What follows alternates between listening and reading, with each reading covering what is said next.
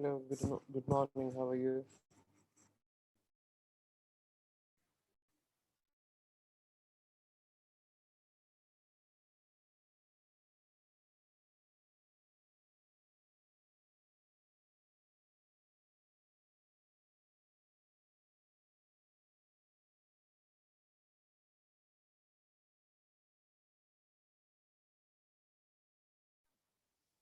Okay, we have to start about the non-current assets from today, and we are going to revise some of the standards related to the F7 basically.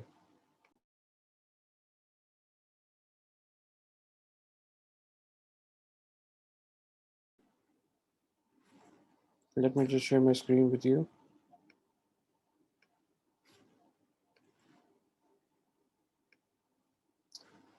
Okay, basically we are going to start with the property, plant, and equipment, and we will start our discussion regarding from that particular point.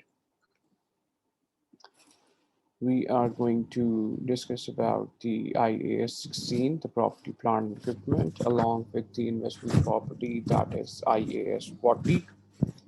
Then we have the IAS 38, that is the intangible assets, and then the IAS 36, that is the impairment of assets. Talking about the property, plant, and equipment, this is the tangible non-current assets to be used on a continuing basis in the company's activities to provide access to the economic benefits. They must be tangible, i.e., having a physical substance or existence, else they would be classified as intangibles. In order for the assets to be classified under the IAS 16, they need to have a physical existence or substance. Otherwise, they will be classified under the IAS 38, that is the intangible assets. Common examples for the property, plant, and equipment includes the land, buildings, machinery, vehicles, fixtures, fittings, and infrastructure as well into this the tangible non-current assets basically.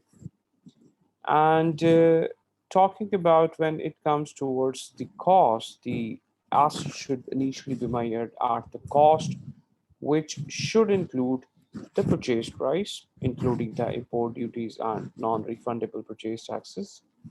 Where the asset has been constructed by the company rather than being purchased, the cost should include the materials and employee costs that directly relate to the construction. That so this is the segregation that we have to make, that if we are purchasing the asset, then obviously the direct cost of purchase, excluding the refundable taxes and the rebate discounts, are to be excluded. And if the asset is constructed in-house, then we have to include the cost of the materials along with the employee cost as well. That is directly related to the construction of the asset, basically.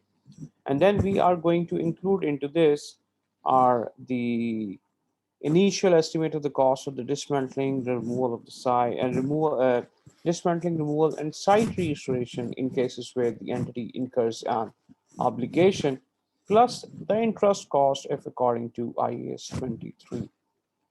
So basically, what do we have to do is we have to include, as far as the initial costs are concerned, we have to include the purchase costs, including the import duties, non-refundable taxes, and then we have to include, or we have to add up, we have to plus any cost directly relating to the asset and ready for that is right the cost actually which is ready directly attributable to the asset, as far as the cost of the architecture, the cost of the any legal cost or something, site preparation, such as leveling the factory floor before the machinery is installed, and the installation and the testing costs as well. Now, one more thing which we have to talk about over here is that when a company acquires an asset, it may find that it has an obligation to dismantle or restore the site once the asset reaches the end of its life. For example, a company that builds an oil rig in the sea may have an obligation to restore any damage to the seabed once it has finished drilling for oil. The obligation must be recorded in the balance sheet at the same time as the asset is recognized. The associated expense will be capitalized as a part of the rig cost rather than being expensed. And this treatment will ensure that the ultimate restoration costs are matched to the associated income derived from the rig during the drilling process. So if we have any dismantling cost or any future commitment that we have to incur as a part of the cost of the asset, then it means we have to recognize that cost as well in the start, and that's going to be capitalized with the cost of the asset. And then the corresponding liability section will be having an unwinding of discount every year until the time when we are done with the use of the asset, or we are done with the extraction of the resources. Then we are going to de-recognize the asset, and similarly when the liabilities have been paid or the site restoration cost is paid, we are going to de-recognize it as well. I mean, let me just share my Word file for a second with you so that I can share you what I am actually talking about as far as this double entry is concerned.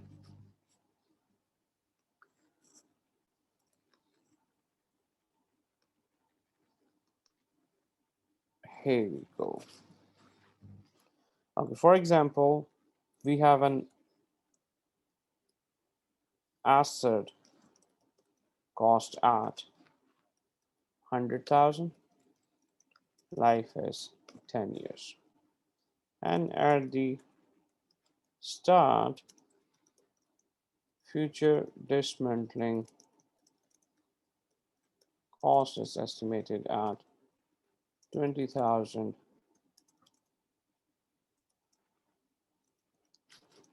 with a discount rate of 8%. So we have this asset which has a cost of 800,000. The life is basically 10 years, and the future dismantling cost related to the asset is basically 20,000, and we have a discount rate of 8% with us. Now talking about this, at inception, we will debit the asset with this 20,000, and we will credit future dismantling cost or site restoration cost, whatever the name you want to give it, you can, and it will be credited.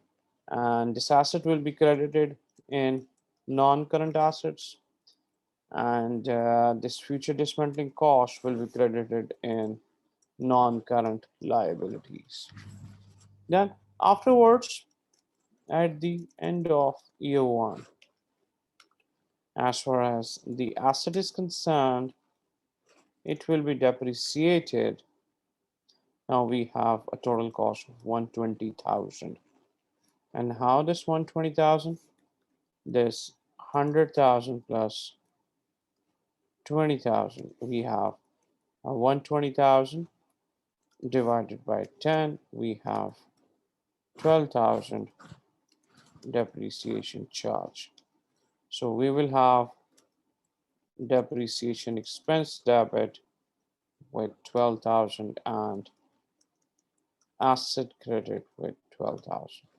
If you prepare the extract of statement of comprehensive income, we will have a depreciation charge of 12,000 over here, and in the extract of statement of financial position, we are going to have the asset at 108,000. Now, this is basically the debit half.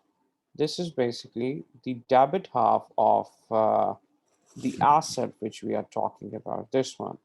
when we capitalize the cost of the future dismantling as well. Now, this, as far as the future dismantling cost is concerned, what will happen over here? As far as this future dismantling cost is concerned, the total value is basically at 20,000. What we're going to do is 20,000 into 8%.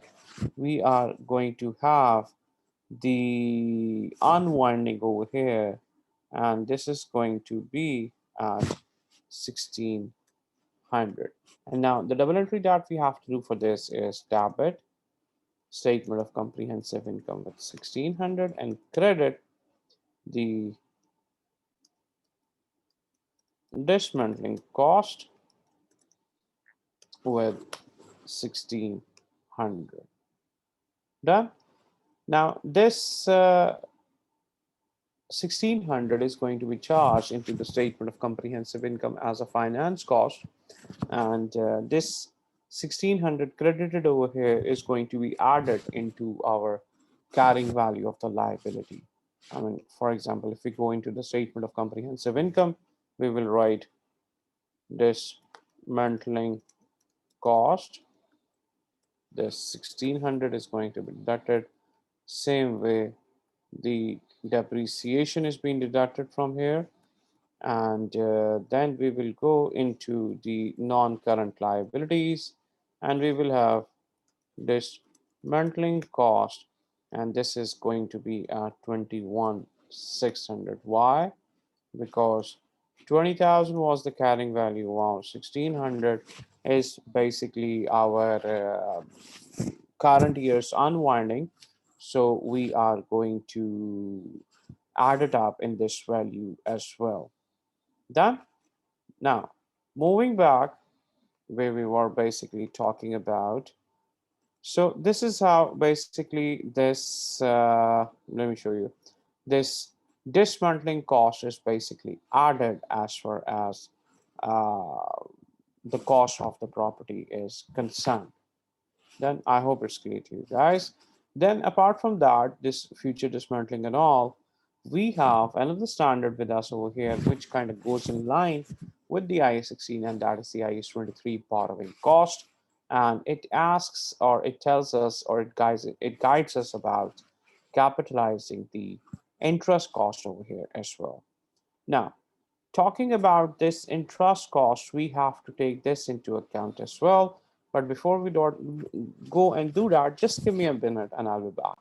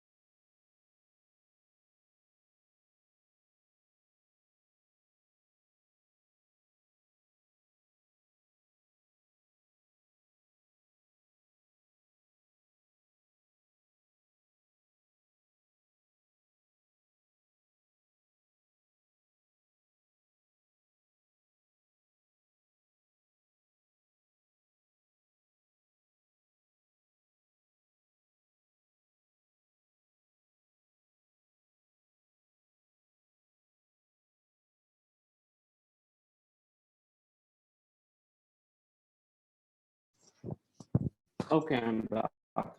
So I was just talking about this interest cost as well. And as far as this interest cost is concerned, when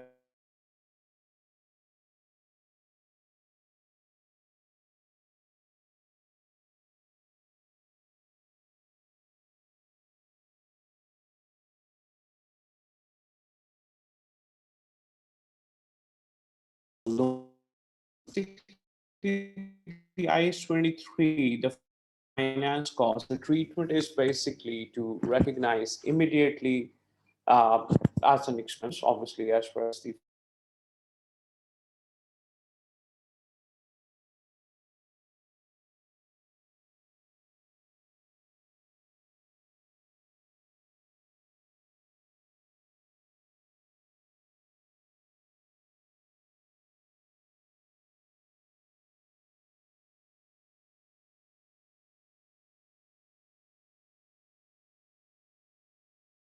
finance cost immediately as an expense, or to capitalize it as part of the cost of the asset and expense to the income statement via the depreciation charge, so that the interest on loan taken out to finance the construction of a new warehouse or any other asset can be capitalized as a cost of that particular asset, right? Now, the main theme or the main idea again behind this concept is again the definition of the cost of the asset that we've always read and in our prior studies as well. That is the if we talk about the definition of the cost for a non-current asset, that is the all the expenses being incurred in bringing the item of non-current asset to its present location, condition, and expenses incurred so as to bring it to its intended use. So technically, incurring this borrowing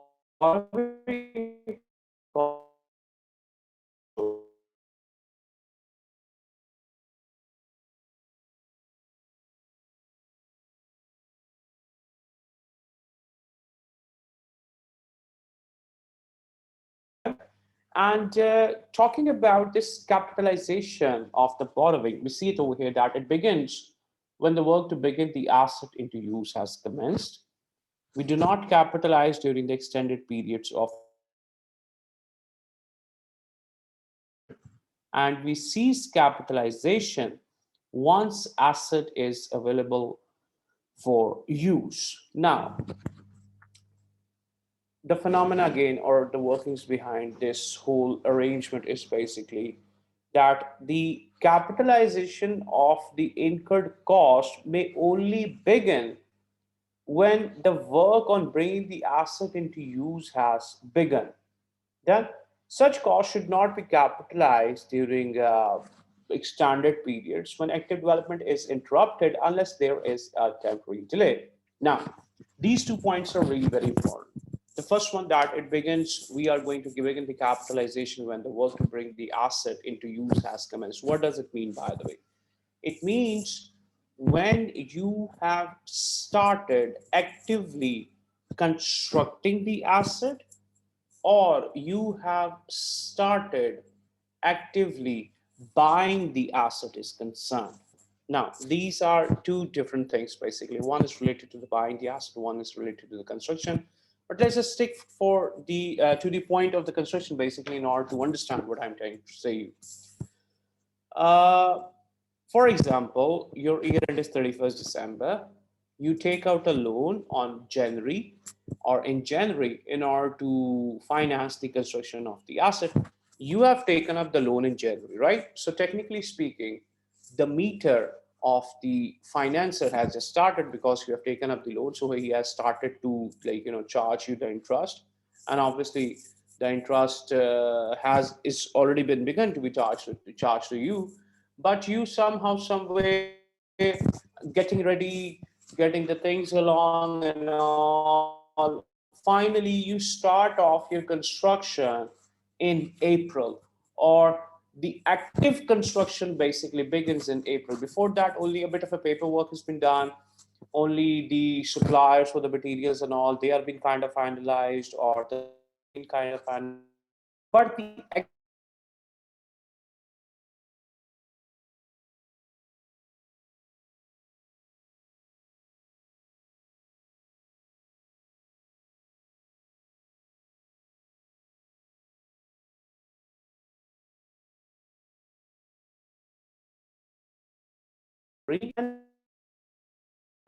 months is not going to capitalize. You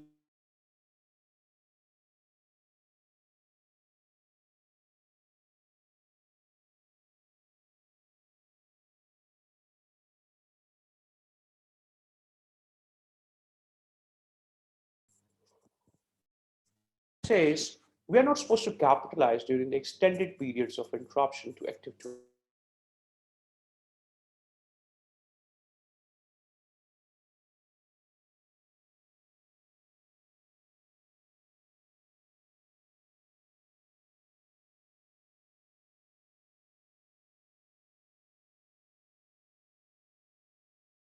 interest cost. During that period, we cannot capitalize our interest cost. For example, we started off constructing the asset, but due to some legality, due to some legal point or something, our construction has been stopped, or someone has brought a stay order from the court.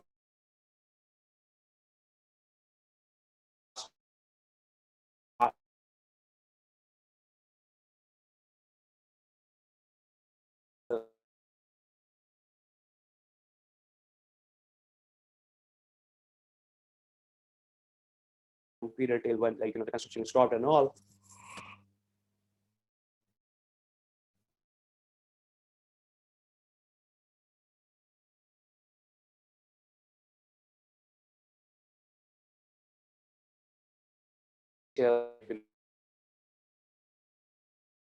So during that extended period, or for example, the particular material which we wanted to have is to be,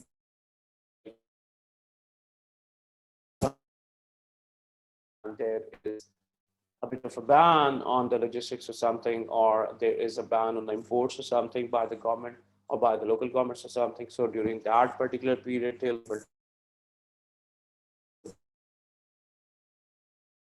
that we want to have for the sake of the construction, during that time period, construction is stopped.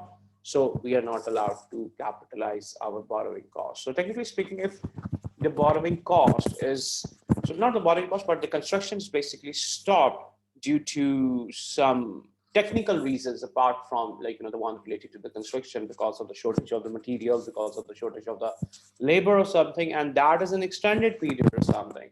So during that time, you're not allowed to capitalize your borrowing cost.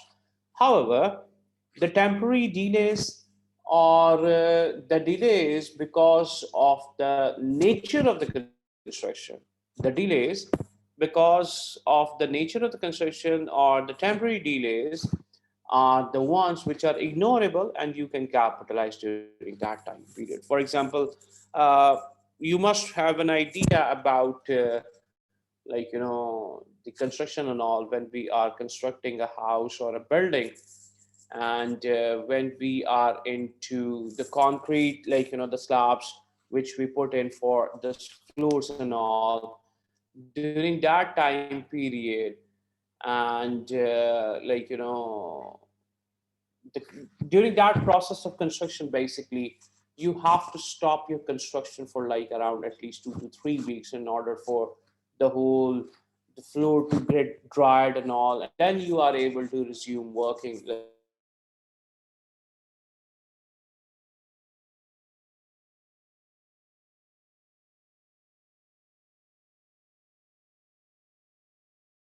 We are into the construction, and when and all, with the iron and the steel, you just put in, and when you prepare a floor, you have to give it a rest for like around 2 to 3 weeks, in order for it to get fully dried and all. So that is the part of the normal construction stop that you have to do. So during that time, when there is a normal stoppage or something, a normal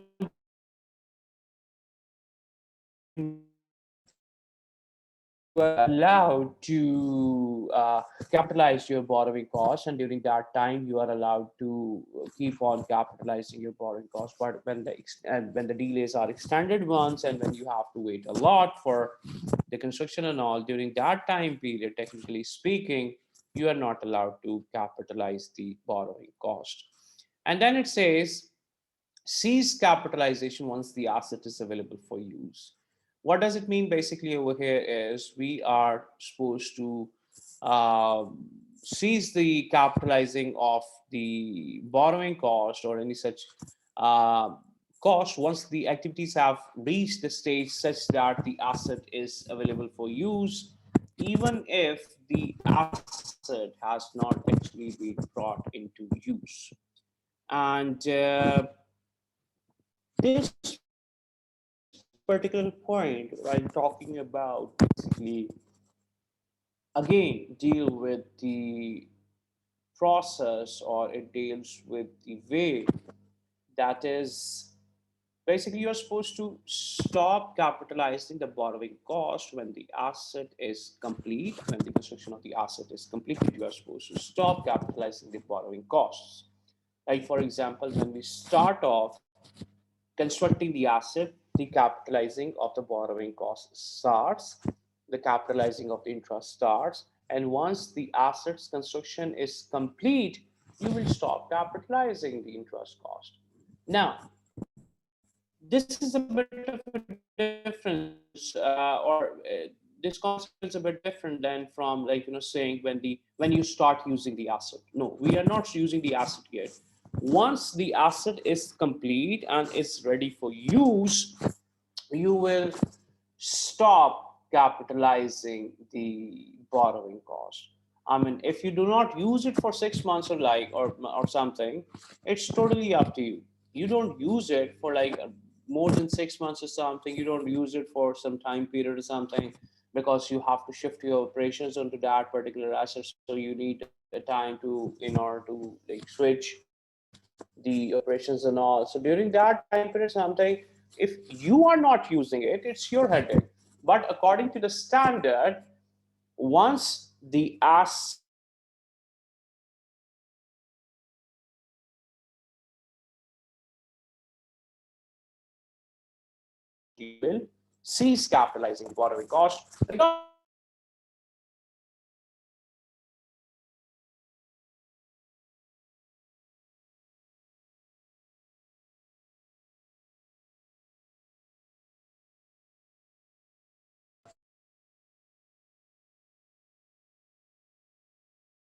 being about what borrowing cost should be capitalized.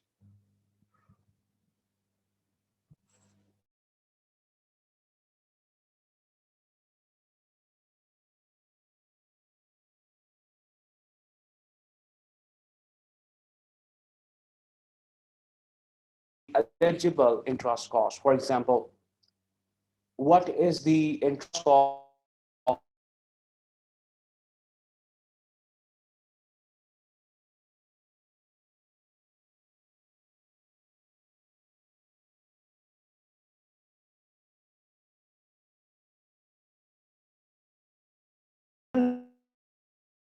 the interest cost that the company has to pay. For example, I mean, if you look at this slide, this is the eligible interest basically I'm talking about.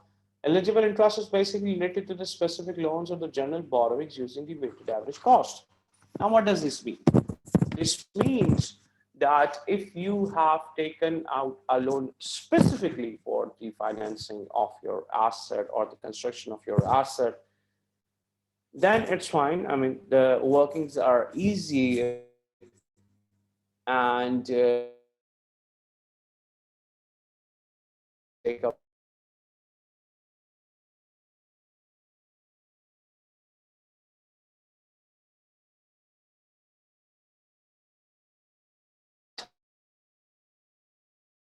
multiple borrowings. If you have multiple borrowings, then the question comes in that what should be the weighted average cost?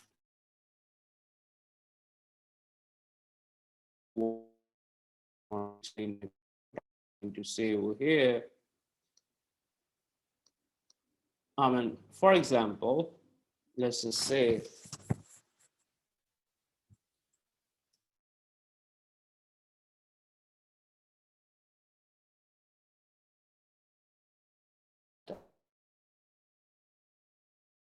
take off 100,000 at 9% per year.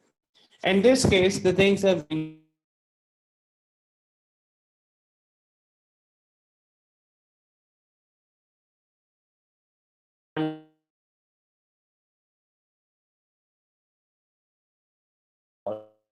year that you're talking about as far as when the construction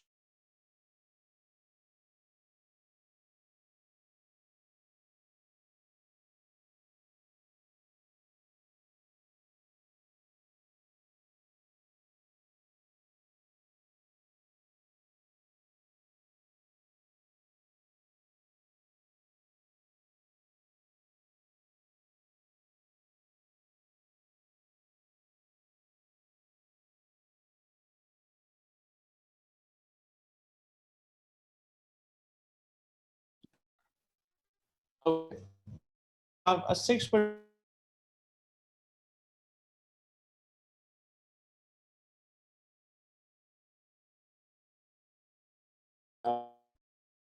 loan notes as well with a 1,000.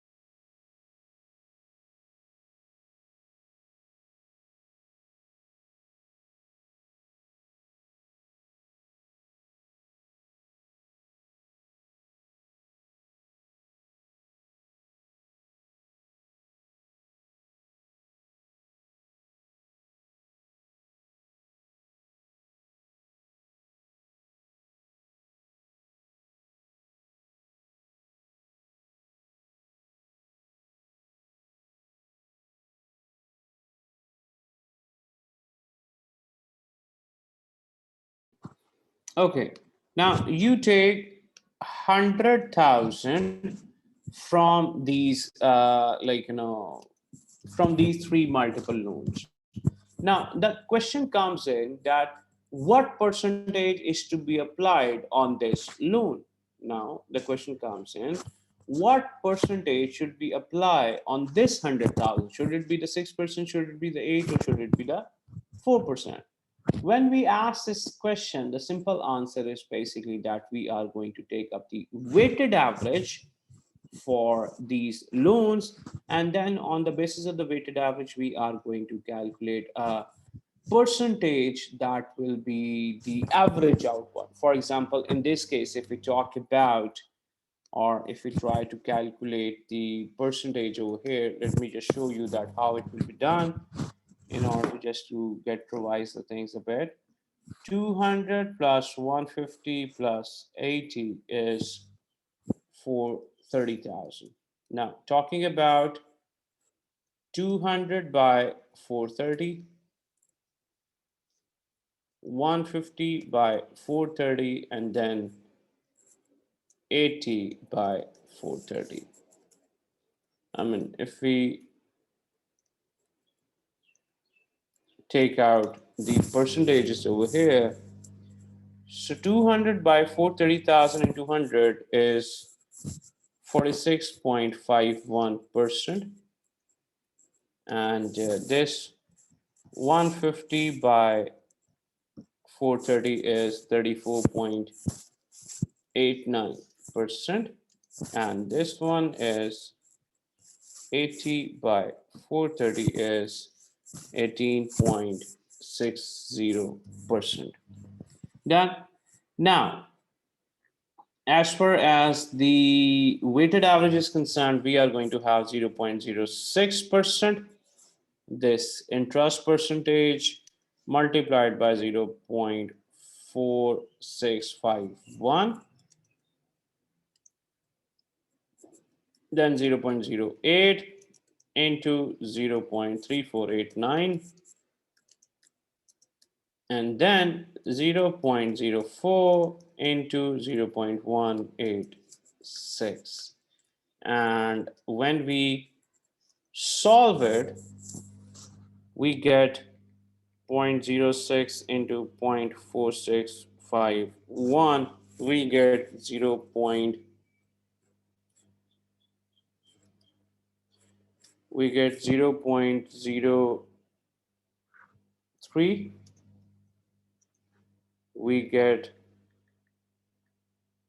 0.3489, 0.028, and we get 0.007. So we get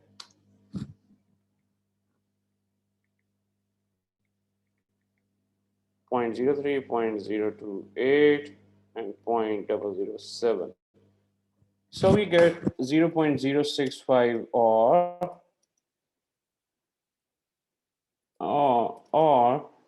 6.5%. So for this loan, for this 100,000 being financed by or being financed from these whole loans, we are going to take up the percentage of 6.5% in order to calculate the cost of the borrowings related to this loan being financed from the multiple sources. So this is how basically we take up the weighted average basically. Done. Now moving back,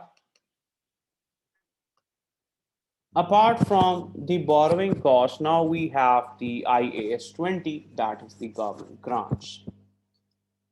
Talking about the grants, grants are the favors being given by the government to the specific industry or to specific area or to, like, for a specific purpose, for example the research and the developments.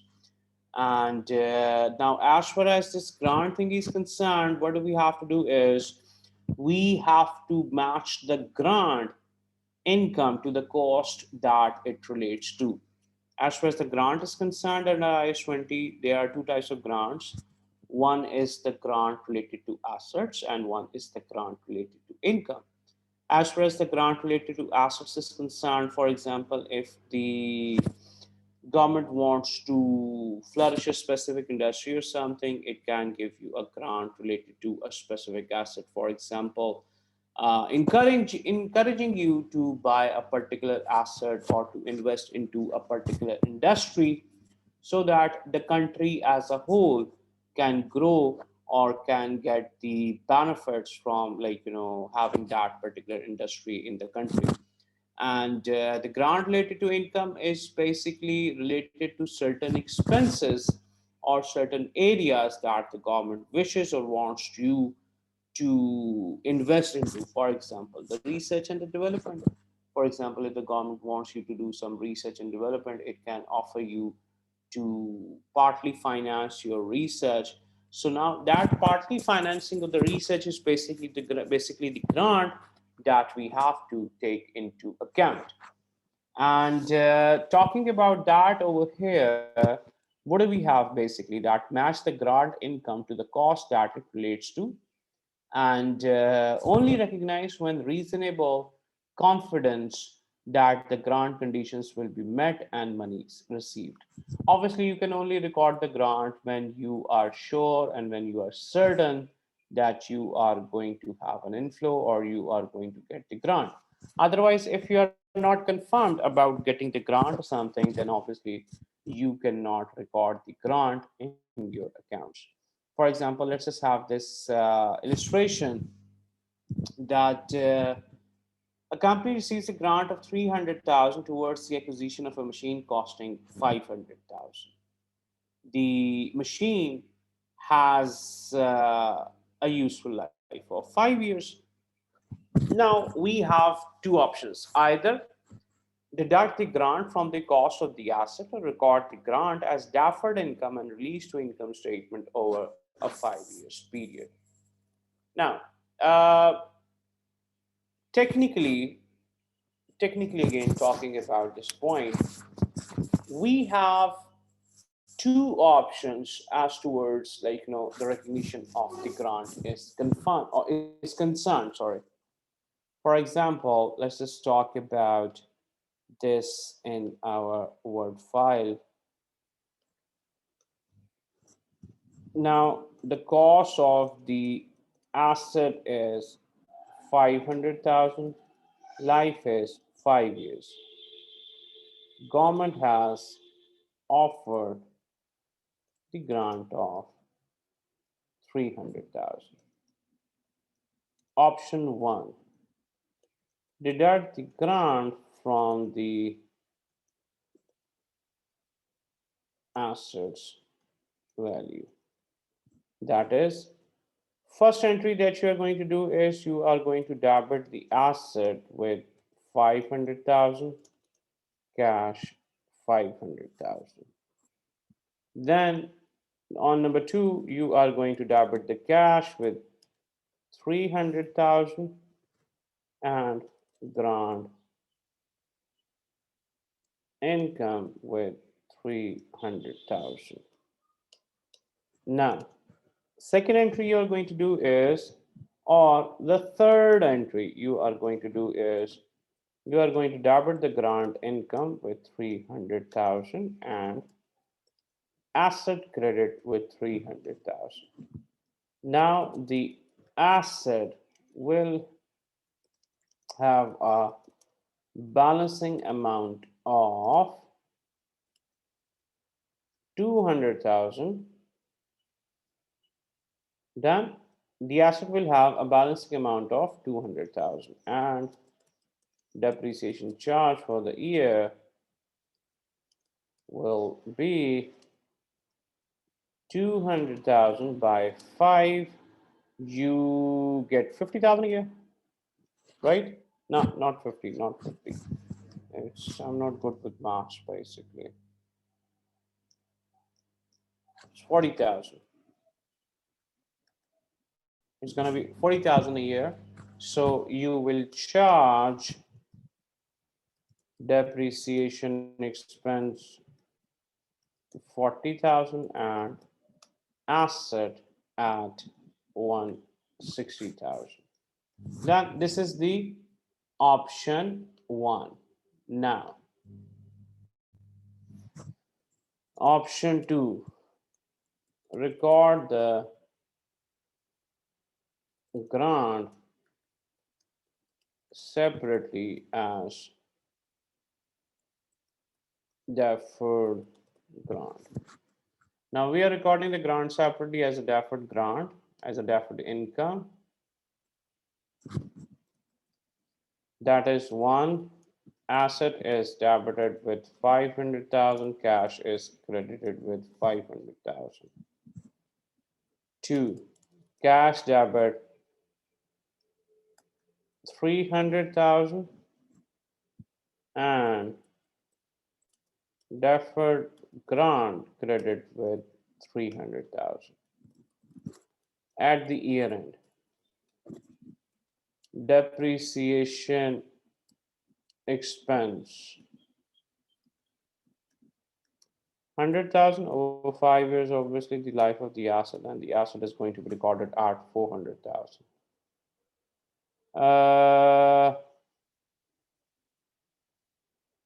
Yeah, sure, Narayan. Okay, and one more thing, these Word files are going to be available to you as well. I will be creating no problem, Narayan.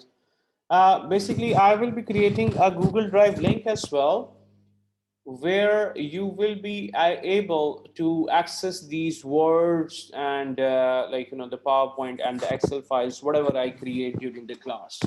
You will be able to have an access to these files as well. But meanwhile, if you want to keep on copying, that's a good thing that you're writing and understanding each thing, everything rather, with parallel with the class and all. So this is a good thing.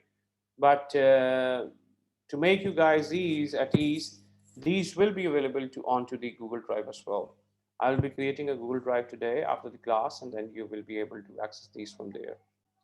Okay, so I was talking about at the year end now, when we are recording the grant separately as the deferred grant income, we have the asset at 500,000, which is depreciated over the 5 years, having a depreciation charge of 100,000 and the assets carrying value at 400,000. Then, as far as the grant is concerned, it will be 300,000 by 5, and it will be 60,000, and that is debit deferred grant with 60,000 and credit grant income as 60,000. And it is going to be recorded into the statement of comprehensive income as grant income 60,000, and in non-current liabilities we are going to have deferred grant with a balance of 240,000. Done? Okay, now look here. Look here, I want to show you one more thing basically related to this point, and that is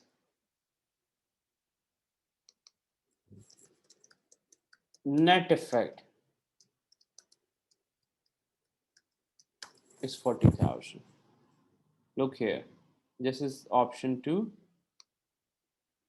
as far as for the grant is concerned, and this is option 1. See, net effect is 40,000 in option 1, where we are netting off the grant from the assets cost, right? So the net effect is 40,000 negative. However, when we record them separately, even then, the net effect still is the same. So it means even if you record the grant separately, it's fine. You are going to have the net effect at the end of the day, same exactly like it is as far as recording it separately or netting it off from the assets cost or the assets value is concerned. The net effect is going to be the same. Okay, let's just go back. So we had this in which we talked about where we are having the option either to deduct it from the assets cost or to uh, record it separately as a deferred income, and then we release it to the income statement over the life of the asset basically. And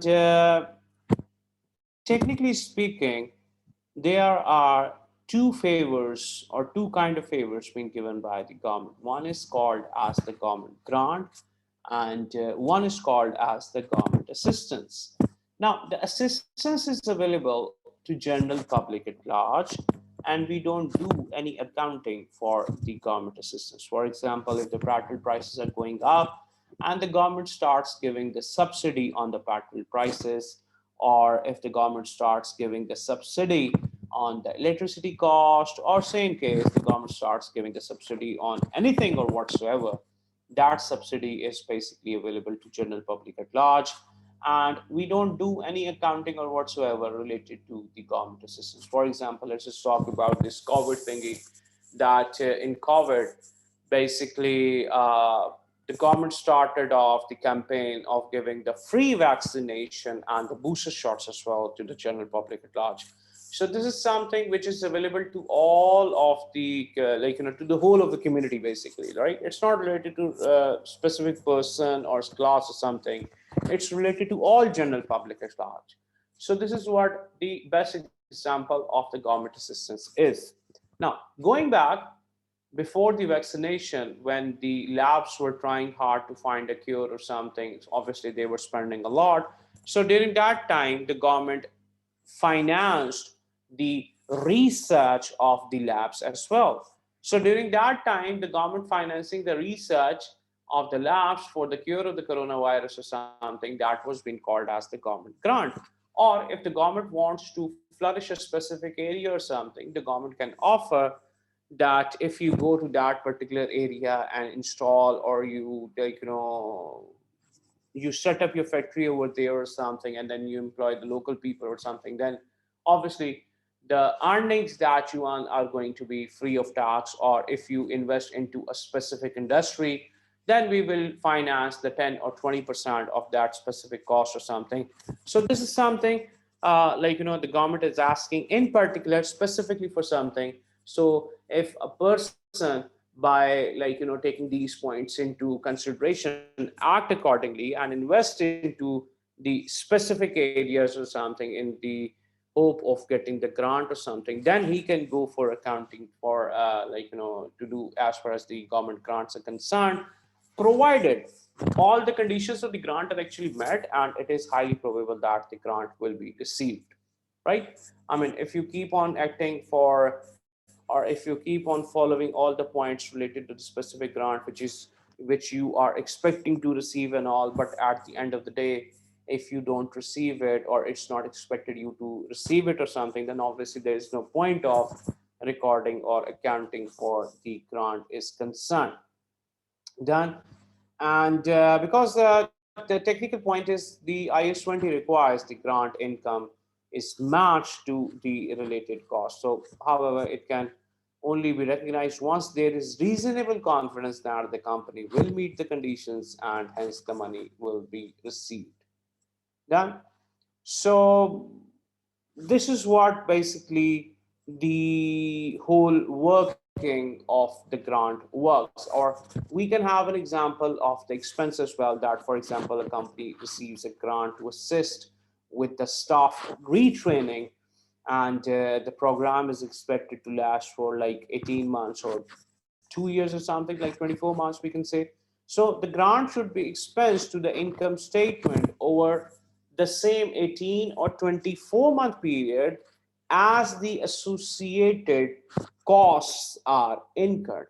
So this is what we have to do. This is what we have to go on, and this is something we are trying to do, that we have to match the grant income with the associated cost.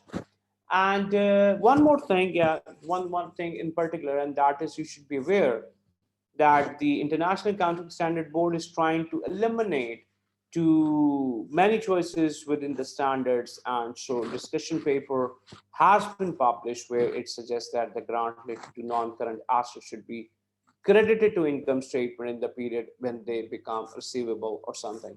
I mean, obviously, there are so many choices as far as related to the grant of the assets is concerned. So, as far as related to the income is concerned, so the updations are in process as far as in order to identify a specific one single approach towards the recognition of the grant, that how to account for them eventually, like speaking, as far as a one single final treatment is concerned.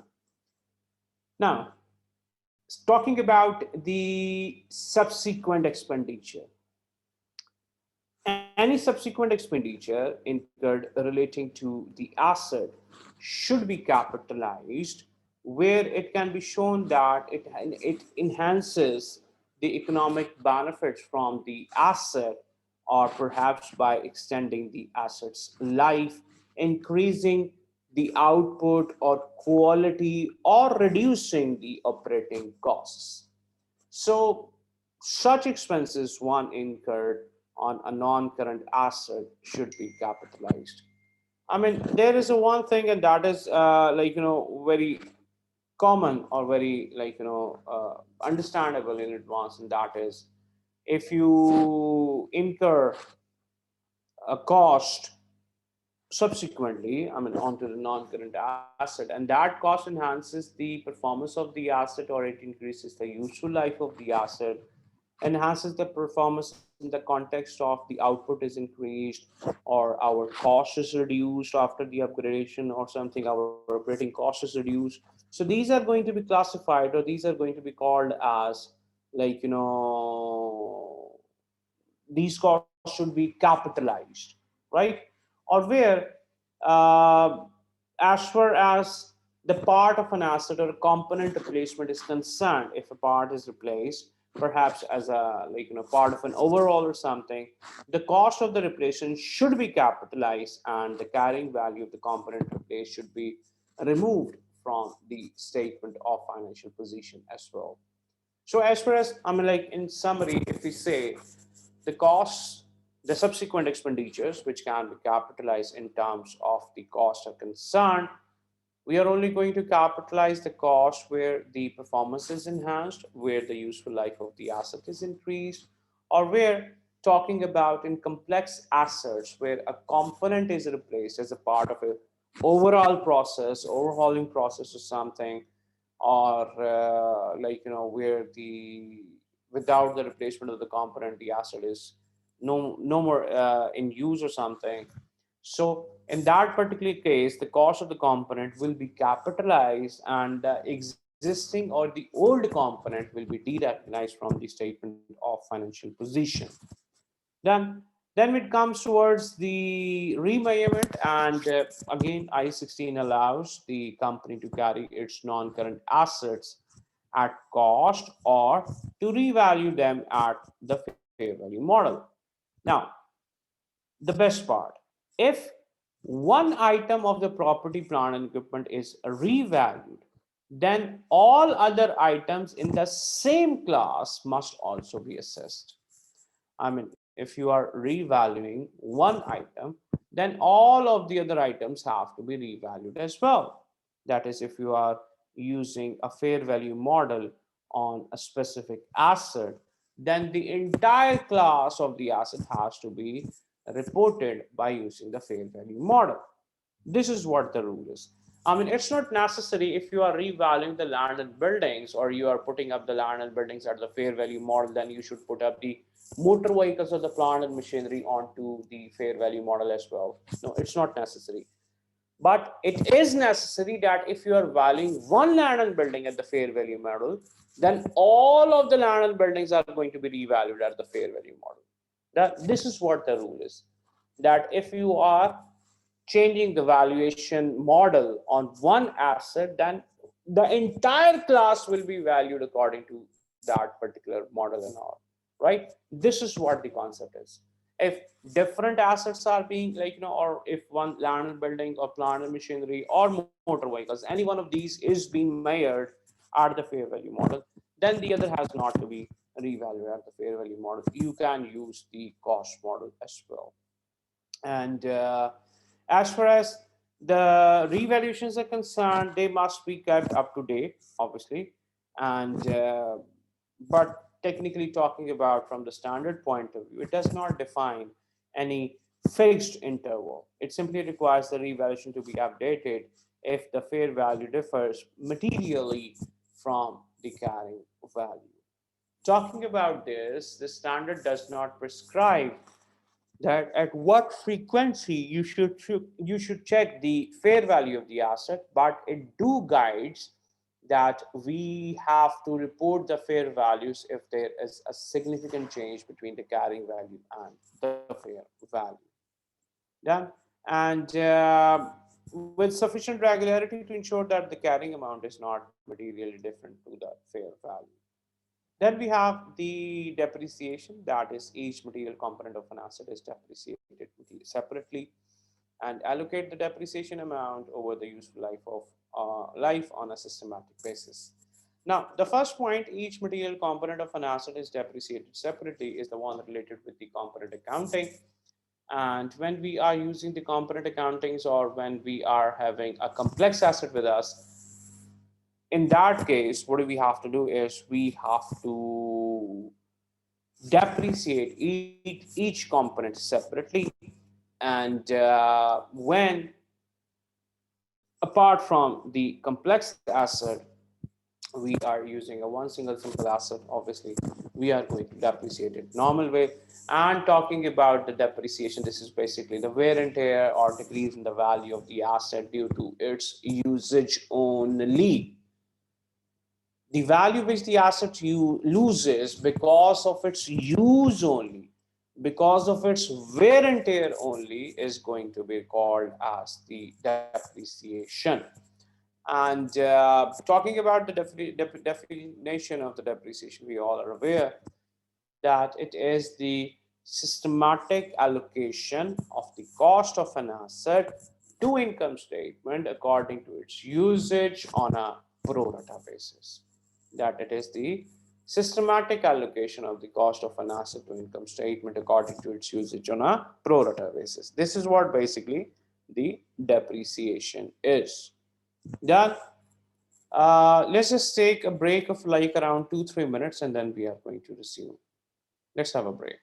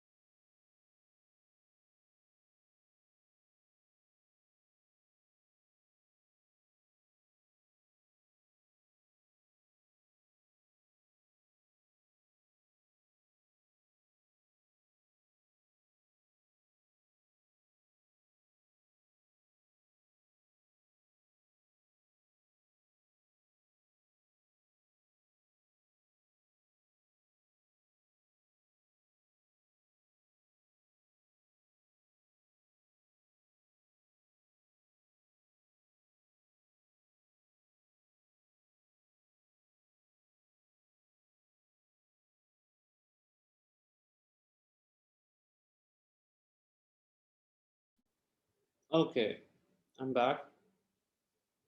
Hope you guys are back as well. So I was talking about this depreciation, and we've just discussed this depreciation, that it is the systematic allocation of the cost of an asset to income statement according to its usage on a pro rata basis. And we talked about that the depreciation is the decrease in the value of an asset due to its usage only. Moving ahead from here, now we have the disposals. And talking about the disposals, we have to remove the carrying value and record the profit or loss on disposal. And when the asset is carried at a revaluation something, then we have to transfer the revaluation reserve to the retained earnings. Uh, Depreciation does not measure the change in the asset's value, but is simply a method of allocating the cost of an asset to the company, or to allocate the cost of an asset to the period into simply the income statement. So each material component of an asset, it must be depreciated separately. Some assets contain several components with very different useful lives. For example, talking about the aeroplane, it has an exterior structure, it has the interior, it has the engines as well. So this is a best example of a complex asset, basically. So it should be depreciation must therefore be calculated on each component over the individual lives, and using their individual resident values as well. And when the asset is sold, it is removed from the statement of financial position, and the profit or loss arising on the disposal is taken to the income statement. Now, the standard does not allow the gain on disposal to be included in the revenue or the sales revenue of the statement of comprehensive income, but it specifies it to be taken into the other income. Now, this is another interesting point as far as the presentation along with the standard of the revenue is concerned, that whenever we sell or whenever we dispose of our non-current asset, the proceeds are not taken into the sales revenue, right? We only calculate the profit or loss on disposal, and then we take it to the other income, right? We don't take the whole of the selling price into our sales revenue. That is because it is not from the normal course of a business, and we simply calculate either a net profit or loss on disposal on that particular asset, and then we take it into account, right?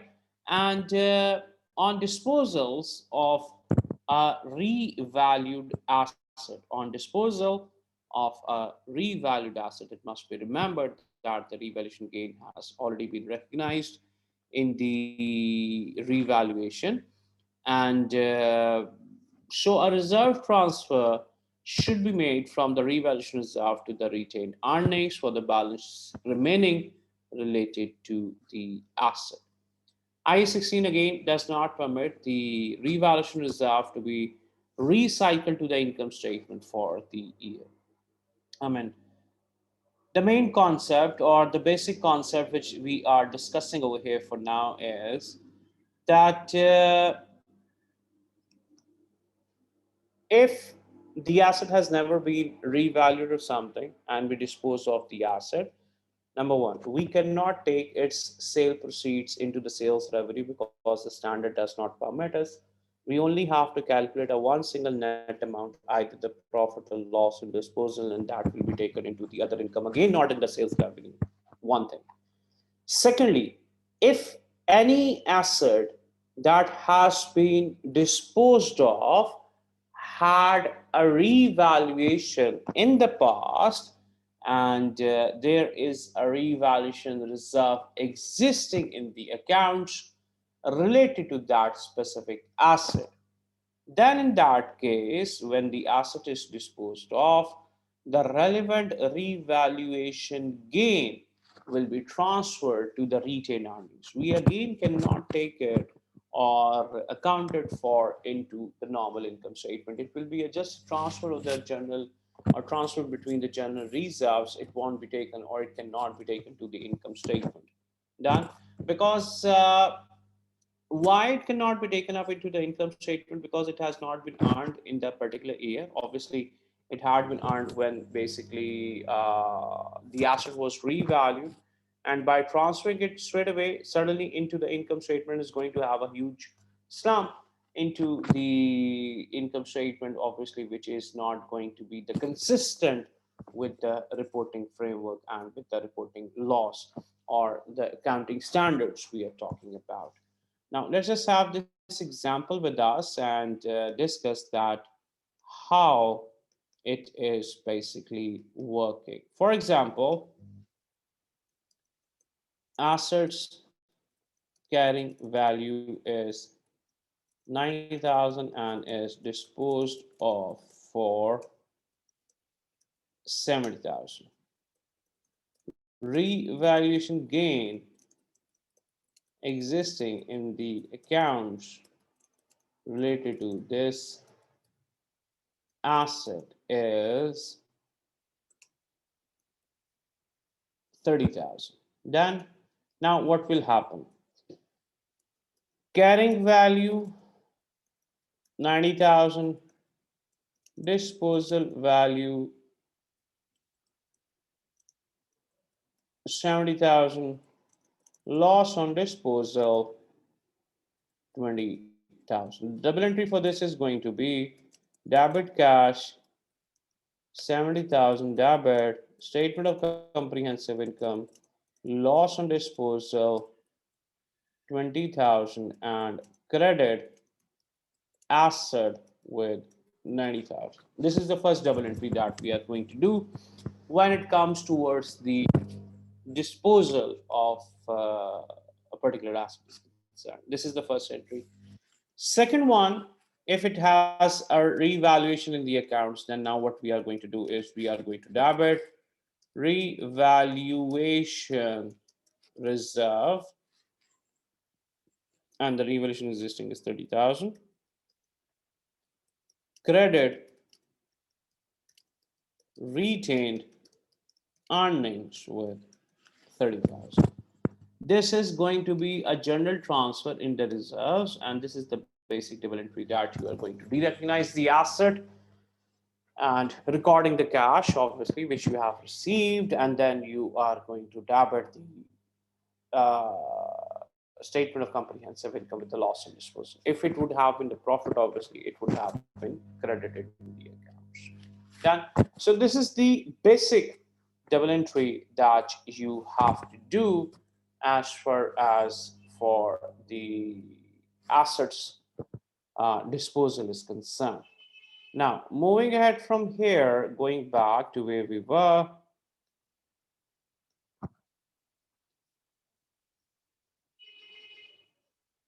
next is IFRS 5, that is the non-current asset held for sale. Now, this is an interesting point in relation with the disposal of the non-current asset as well.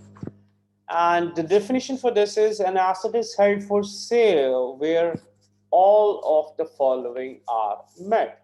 That is, available for immediate sale, sale considered to be highly probable, senior management committed to the disposal plan, an active program to find a buyer has begun, the asset is being marketed at a reasonable price, and completion of the sale is anticipated in 12 months. Now, talking about a non-current asset held for sale, we have to meet these 5 points. And IFRS 5, non-current asset held for sale and the discontinued operations, this is the whole full name of the standard. It provides special measurement and classification for the assets that are held for sale. And an asset held for sale it must meet all of these conditions in order to be classified as held for sale. And the asset has to be available for immediate sale. It should not be the case that you are using the asset and the buyer is now right at the door and you're saying, okay, let us just finish this production, or let us just disassemble the asset and all, and then we'll give it to you or something. No, it should not be the case. The asset should be straight away, immediately available for sale. Yeah, and the sale must be considered to be highly probable, which means senior management must be committed to the disposable, or it's not the disposal, but the disposal plan, right? And talking about this point, that is the sale to be considered highly probable. That obviously the senior management is now involved as far as disposing of the asset is concerned, and they are all committed, and they all have agreed towards as far as the disposal of the asset is concerned. It should not be the case that you have decided to sell the asset and like the senior management is unaware of your plans and all, and then obviously you on your own cannot go on to look for an active buyer or something. Obviously the senior management has to be involved, and then an active program to find a buyer has begun. An active program to find the buyer has begun. What does it mean, by the way? That either you have given an ad in the paper or something, or like, at a suitable place, you have advertised your asset for being classified as sale, and or you have asked an agent to look for a buyer for you. So this is what the active program to look for or to find a buyer has begun. And then the asset is being marketed at a reasonable price. Now, this is something really very important, and that is obviously the asset has to be marketed at a reasonable price, even if, like, the active buyer has been, like, hunted. You are looking for an active buyer. You are having the asset available for the immediate sale. The management is committed as well. The higher management is committed as well. But you are not marketing the asset at a reasonable price. You are asking too much for the asset. And on that price, it's not likely that the asset will be sold or something. So you have to look for that as well, that at what price you are basically marketing your asset to be sold. Done. So this is what again you have to look for, and completion of the sale is anticipated in the next 12 months, and you are expecting that the asset is going to be sold within the coming next 12 months. So this is what basically you have to do, and you have to account for. So the asset that is to be abandoned rather than sold does not meet the criteria of the asset held for sale. Hence, if a company intends or plans to scrap the asset or just stop using it, then the normal IAS 16 rules will apply. See, now this is the difference between the IAS 16 and the IFRS 5. That during the course, when the asset has left some life in it and you decide to sell it, then you can go for the IFRS 5. Otherwise, if the asset's life is complete and now you are deciding to abandon it, or you are deciding to scrap it, then the IAS 16 rules are going to apply. Then you will apply the IAS 16 rules. Otherwise, if in an ongoing process or something you decide to sell off your asset or something, then you can go for uh, this held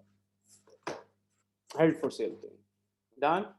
And on classification as held for sale, we have to measure the asset at the lower of carrying value and fair value less cost to sell.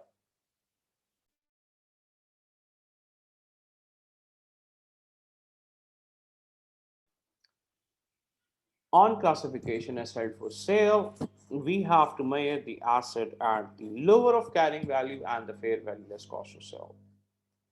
Done. And this fair value less cost to sell is basically the market price less any disposal cost or something. And once the reassessment of the value has taken place, no future depreciation on the asset should be charged. That once you have made it at the lower of carrying value or the net disposal proceeds or something, you will cease to charge depreciation on the asset, because depreciation is the decrease in the value of an asset due to its usage. And once you have held the asset for sale, you have stopped using it now. So technically speaking, the depreciation should stop as well. Done. And assets that are held for sale should be presented separately from other assets in the statement of financial position. Done. They are going to be reported separately from the other assets in the statement of financial position. And then talking about assets and liabilities of a disposal group are presented separately and must not be offset. Now, this is a point related to the consolidation, assuming you have read about the consolidation somehow, somewhere a bit in your prior studies. Uh, Talking about or giving a reference of that is concerned, if the disposal group is held for sale, then the assets and liabilities within this group should be separated and again shown separately from other assets and liabilities in the balance sheet. I mean, if you are planning to dispose of your subsidiary or something, then again, in the normal consolidation rules, we add up the assets and liabilities of the parent and the subsidiary. This is a normal case, but when you are planning to dispose of a subsidiary or something, you cannot go on for adding up the results of the subsidiary along with that of the parent. Then you are going to report them separately. And additional disclosures are to be given and to describe the asset held for sale, the circumstances for the sale, and the segment to which the asset belongs. Now, as far as this presentation and disclosure is concerned, we have to give the disclosures regarding that the particular asset is held for sale, what are the circumstances because of which the asset is held for sale, and what are, like, you can give on what's the segment related to which the asset is, like, belong to and all. So these are going to be there as well as far as this held for sale asset is concerned. Then, as far as the disclosures are concerned, the description, the facts, circumstances surrounding the sale, and the segment to which the asset disposal group belongs. So this is what basically the disclosure is going to be about. That in the notes to the accounts, we have to give a disclosure about the asset. Moving ahead from here, now we have the investment property with us. We are done with the IAS 16, 23, borrowing cost, 20, that is the government grants, and then we have done this IFRS 5 as well, that is the non-current assets held for sale and discontinued operation. Now, we are into this investment property now, and talking about this investment property, I mean, long story cut short, investment property. The investments that are related to the property are going to be classified under this standard. And that is, if you have invested into a real estate property, naming a house, building, land, a flat or something, they are going to be classified under the investment property. And investment property, for example, is as it's written over here, the land and building held to on rental or capital appreciation excludes the property for sale in the ordinary course of business, that is the inventory, built on behalf of a third party, that is also the inventory as well. Occupied by the owner, IAS 16, awaiting disposal, IFRS 5, currently under construction, is the revenue and the standard. If we are constructing for someone else, and if someone else is constructing for us, then obviously we cannot record it into the investment property as well.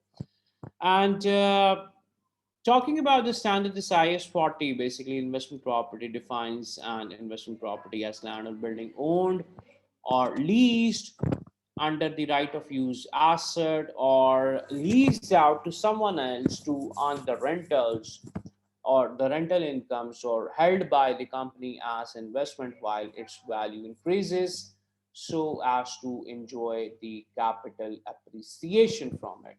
So this is going to be classified as the investment property. And it is not an investment property, or it's not going to be an investment property if any of the circumstances are going to be there. Like, for example, these circumstances we have talked about, for example, property intended to be sold in the normal or the ordinary course of a business, that is property of a house builder awaiting sale, will be accounted for as inventory under IAS 2. Built on behalf of third party, this is a construction contract. This is the revenue from the customer, revenue from the contracts with the customers and all. This is going to be there as well. Then occupied by the owner is IAS 16. Awaiting disposal is IFRS 5. And then again, uh, where it is currently under construction, obviously we cannot account it for as well. And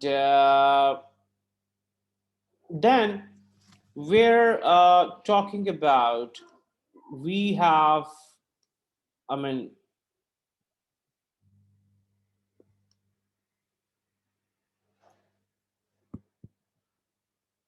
yeah, property leased to a group company or something qualifies in the individual accounts of the lessor, but not in the consolidated accounts. Talking about, uh, one thing is for sure, and that is when the investment property is leased to a parent or to a subsidiary company, this does not qualify as an investment property in the consolidated accounts, because from the group's perspective, it is not an external investment. However, it is treated as an investment property in the individual accounts of the lessor, right? Now we are talking about this standard explicitly from the group point of view as well. We are talking about this standard from the group's point of view as well, that from the consolidation point of view as well. Just give me a second.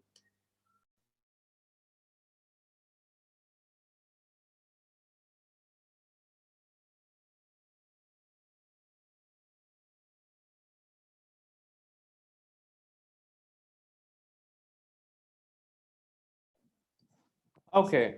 Now, investment property in the context of the group, that is the parent and the subsidiary, we cannot classify it as an investment property when it is being, rented out to one of the participants in the group, that is the parent or the subsidiary.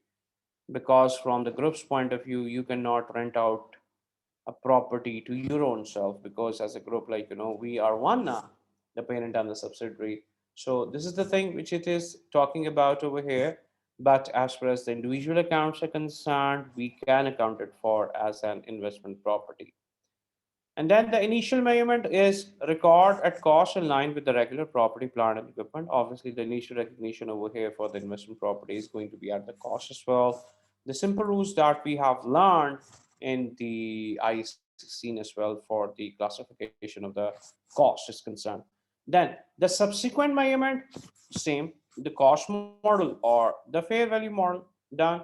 And whatever model we are using, we have to report and we have to disclose that those models.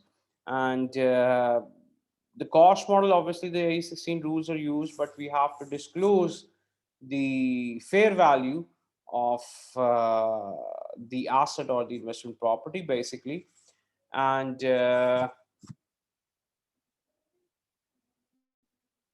okay, and talking about this, when we have the fair value model, we have to annually revalue, and the gains or losses are to the profit and loss, and we do not depreciate. And then the investment property held under operating lease is where the fair value model treat as the operating lease or investment property using the finance lease accounting.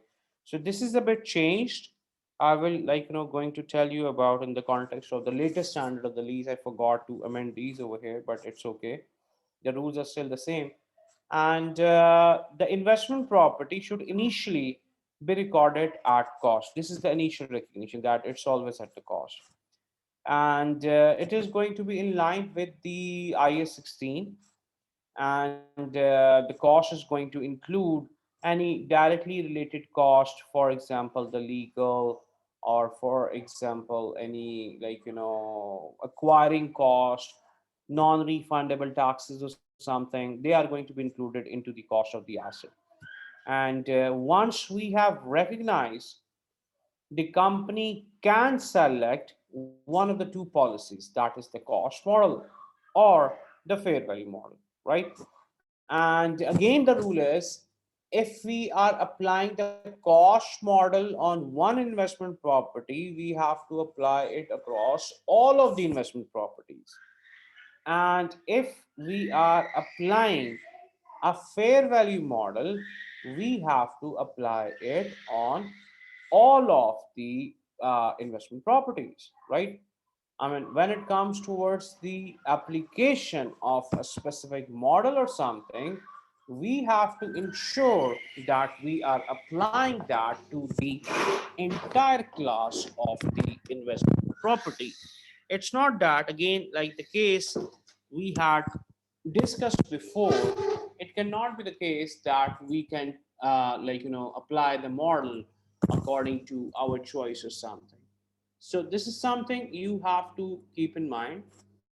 And talking about this cost model into the investment property, when the asset will be depreciated over its useful economic life and carried at carrying value, with the fair value simply being disclosed as a note. And when we are using the fair value model in this investment property, now comes the interesting part, and that is, we are going to report the assets fair value in the accounts with the changes in the fair value straight away taken to the income statement. Now there is no concept of the revaluation reserve here. When we are reporting an asset under fair value model, and that asset is the investment property, then whatsoever the change is, it is going to be straight away taken to the income statement. Be it the gain on the fair value, be it the loss or the revaluation of something, it will be straight away taken to the income statement. And in the fair value model, we are never ever going to charge the depreciation on the investment property. In the fair value model, we do not charge the depreciation on the investment property. And now talking about the investment property held under, we have the leases now. And I'm sorry, talking about this lease over here, this is one for sure. And let me just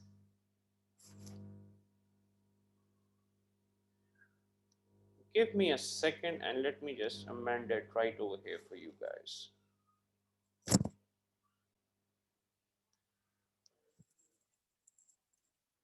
And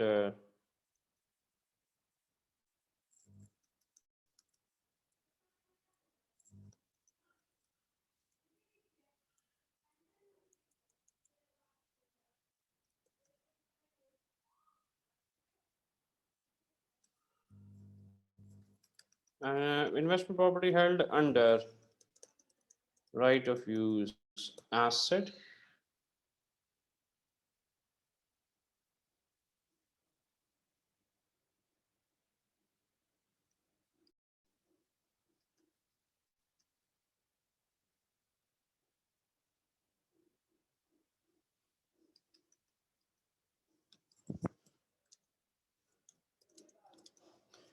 value it at fair value model. Yeah.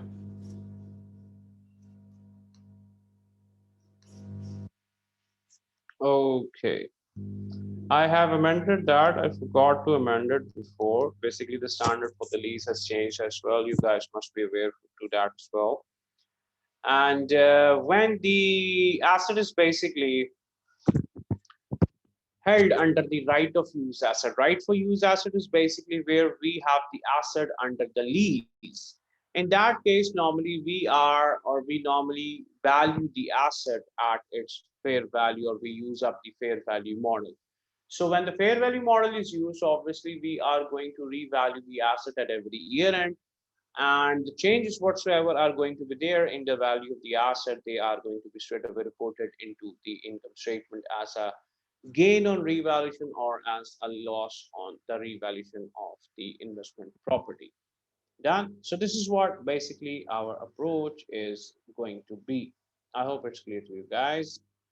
And then moving ahead, we have now the intangible assets.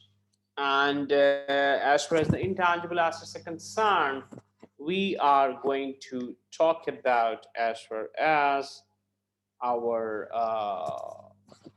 this IS 38 is concerned. And an intangible asset is described as an identifiable non-monetary asset without physical substance. An identifiable asset described as identifiable non identifiable non-monetary asset without physical substance, right? An intangible asset is identifiable non-monetary asset without physical substance. This is very important, that it should not have a physical substance in order for it to be classified as an intangible asset. And the recognition can only be recognized when it is identifiable. It is really very important. It has to be identified. It is probable that the future economic benefits will flow to the entity, and the cost can be measured reliably. It means IS 38 deals with the accounting of intangibles such as patents, trademarks, computer software, database, non-competition agreements, customer contract, customer relationships, customer lists, methods, and all. So these are the ones basically which we are covered in the IAS 38, and it does not cover intangibles that are addressed by their own accounting standards, such as the leases or the goodwills. So technically, we are only going to have, as far as uh, the intangibles are concerned, the ones which are dealt within their own standard. For example, the lease agreement, basically. So it's an agreement, na, to use the asset or the right to use the asset. So that agreement is an intangible, but we have the standard of the lease to deal with it. And then as far as the goodwill is concerned, that is IFRS 3, we have a relevant standard for that, right? So we have the specific standards where we are going to use them. Otherwise, all the other intangibles are going to be dealt with under this IS 38. And the interesting thing is, now this an intangible asset must only be recognized, or it can only be recognized where it is identifiable. This means it is being capable of being separated or divided from the entity and sold, transferred, licensed, rented, exchanged, or it arises from a contractual or other legal rights. And it is probable that future economic benefits will flow to the entity, and the cost can be measured reliably. Done. And talking about the asset being identifiable, or I call it as the asset being separable. This is the most vital and most important point in the whole standard. If your intangible asset is not identifiable, is not separable, then we cannot record it into the accounts. If it's not being separated or divided from the entity and being sold separately or something, then we cannot record it into the accounts. For example, I always ask this from my students that if you want to buy a sportswear, for example, if you want to buy some uh, what do we some joggers, some running shoes or something, which shoes are you going to prefer? I mean, this is a simple question from you guys. I mean, from all three of you, I have today with me. If I want to buy a sports shoes for running or something, which ones are the good to buy? You guys tell me. Any one of you.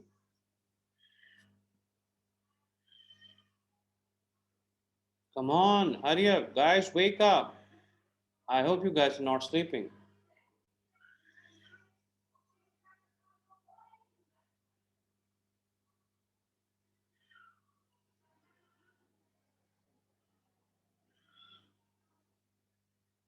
Narayan, you there? Okay. So Narayan is saying Adidas or Nike. Exactly. This is what I was looking for. So technically speaking, you guys sitting in the Mauritius as well have an idea, or having a same idea like me. I'm sitting over here. That when it comes towards a sportswear or something, two names kind of straight away becomes or click on our mind. One is the Adidas, one is the Nike, right? But now the best part which I want you to do today is that is a bit of an exercise for you as well in order to get an idea. Try to find the financial statements of the Nike or the Adidas. And when you open up their financial statements or something, you won't be finding the name of the Nike, the goodwill of the Nike in its financial statements. You won't find its trademark, its logo into its financial statements. I mean, although the Nike, then like when I say the word Nike, the tech comes in your mind, the logo comes in your mind, right? When I say the name the Adidas, the logo, like the three kind of vertical or kind of like the slopey icons or the logo comes in your mind as far as the Adidas is concerned, right? Or the flowery the logo comes in our mind. But again, these are not recorded in their own financial statements, like being the famous names and all. Why? Because they are not separable from the business as a whole. Because if we separate the logo or the name from the business, their identity will cease to exist. I mean, technically speaking, if I have a pair of shoes right in front of me and that is for like around $70 or something, and it has a Nike logo in it or a Nike name on it. If I remove the Nike logo or the name from it, will you be willing to spend $70 on that pair of shoes? Where you can get a better one or just like those one in like around 15 to $20? You won't be. You won't be willing to spend extra on something which is unknown. Why do you spend extra when you buy the Nike or the Adidas shoes? Because the word Nike or Adidas kind of confirms you or cushions you that you will be having an extra advantage of the comfort level or the comfiness you can have as far as the shoes are concerned, right? This is what the image we have, and this is what the image of the reliability that we have in our mind, right? And this is what basically we have in our mind as far as these logos or the names are concerned. But again, as these are inseparable, these are not identifiable, so we cannot have them separately accounted for in their accounts. I mean, you can take up the example of your knowledge and your experience as well. Your knowledge, your experience is not separable from you. My experience, my knowledge is not separable from me. For example, let's just talk about the training that we get within the companies. Training is not like a lab coat or a hat that if you are wearing today, you are trained. Tomorrow, I'll come and if I wear them, I'll be trained. This cannot be the case, right? So, if I get the training, I get to hold that experience to myself only. If you have a knowledge, you can share that knowledge, but your knowledge will never end. And you will keep in the possession of that particular knowledge for always. That knowledge cannot be separable from you and sold separately, right? Because if we try to separate that knowledge from you, your existence will cease to continue, right? This is what basically the issue or the point or legality point or the technical point in the intangible assets is. And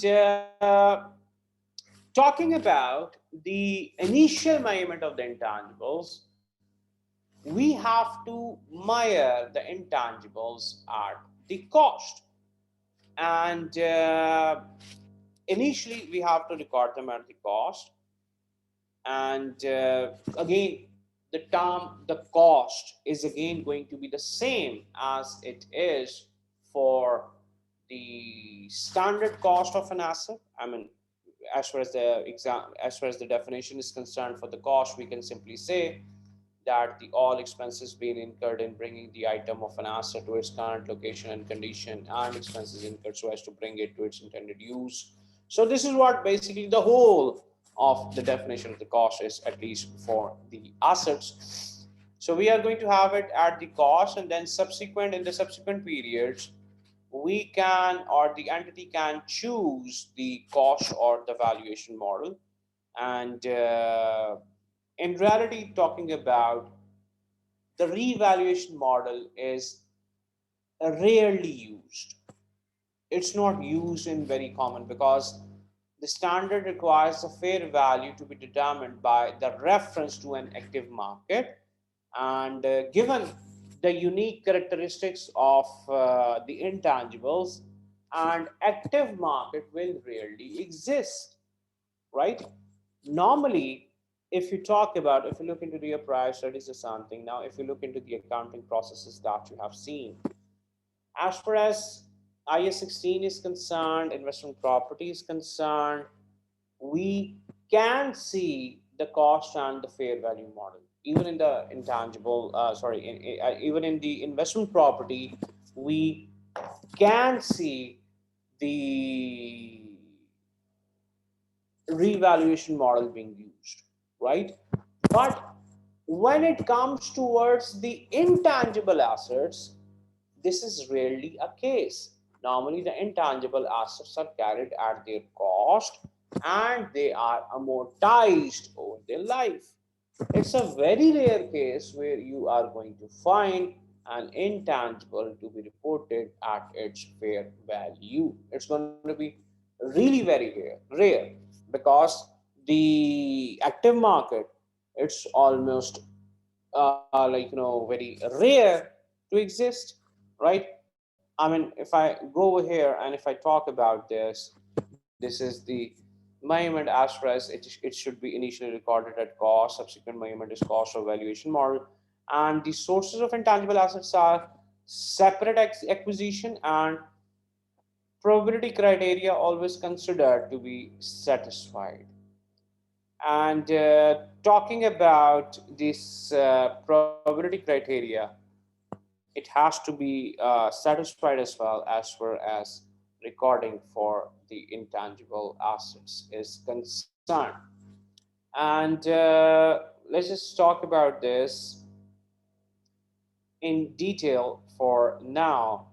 For example, that is normally the three sources of the intangibles are the one, for example, firstly, those are that they are separately acquired. For example, licenses, trademarks, patents, copyrights. These are the ones which are separately recorded. Sorry, acquired, I mean. Then, talking about as there has been a transaction to acquire the intangibles, it is expected that the transaction will generate the future economic benefits. Therefore, the probability of the recognition criteria referred to the previous slide where we talked about how we are going to satisfy our is being basically like considered to be satisfied, right? When you are acquiring it separately, for example, this copyright patents or the trademarks, they are or the licenses, they are acquired separately. When they are acquired separately, so technically speaking, they have satisfied the separability or the uniqueness criteria. So this is why that is like they can be recorded separately. And then the second source of intangible is where they are acquired as a part of a business combination. When they are acquired as a part of a business combination, they can be recorded as the intangibles as well. And talking about over here, the acquirer or the person acquiring basically the intangibles as a part of the process of a business combination or something, the acquirer may pay more than the sum of the fair value of the net assets of the acquiree to reflect not only to the access, not only the access it is gaining to the goodwill of the acquirer, but also the existence of the intangibles that are not reflected in the acquiree's own balance sheet, right? So it is kind of like having access to that as well. Kindly hold on for a second, please.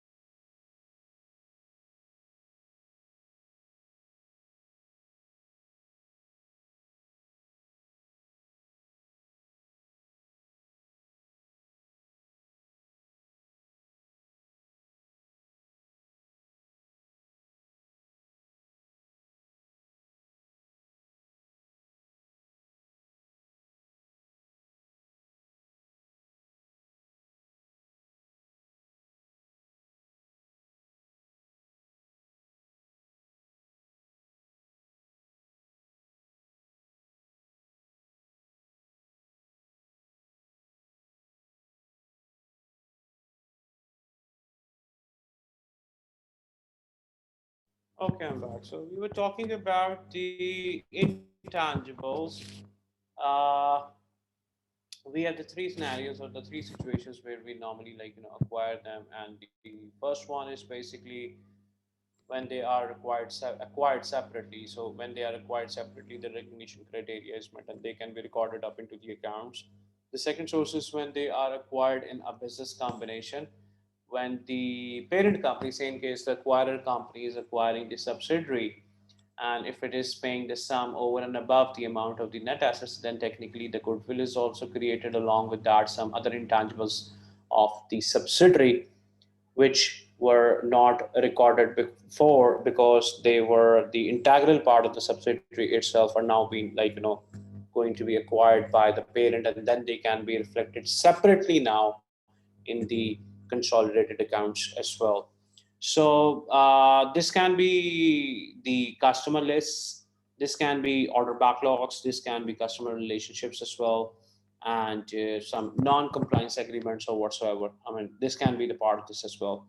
So these intangibles, these must be recognized separately from the goodwill where the recognition criteria are met. Obviously, the recognition criteria for intangible asset has to be met as well, or has to be satisfied as well, in order for it to be recognized. And IS 38 believes that the probability criteria are always satisfied and that there is a rebuttable permission that the fair value can normally be reliably measured. I mean, again, the context of calculating the fair value as the market is near to zero as far as the existence of the market is concerned. So this is a bit of a technical as far as their recognition is concerned. And moving ahead from here, we have internally generated as well. This is the third source. And as far as the internally generated intangibles are concerned, these are the internally generated goodwill, like the same way the goodwill for the Nike or Adidas has been built during the year and it has been generated. So, technically speaking, these are the internally one, and the internally generated goodwill must not be recognized as an asset. This is because it is not identifiable, it is not separable from the entity, and reliable measurement would not be possible. So, if it's not separable and reliable measurement cannot be done, so it cannot be recorded as an asset. And then for any other intangible, like for example, uh, like a website development cost, it is necessary to consider the research phase, the development phase as well, and talking about any other intangibles, for example, the research and the development, we can have a talk about this as well. And let me just go to the Word file in order to make you guys understand the concept behind this. And in IAS 38, research is the planned investigation so as to get a competitive advantage in the market. As the outcome of the research is not clear, therefore, all the expenses being incurred in the name of research will be expensed out. However, the tools, equipment, and infrastructure used for research are tangible non-current assets. They will be capitalized and depreciated accordingly.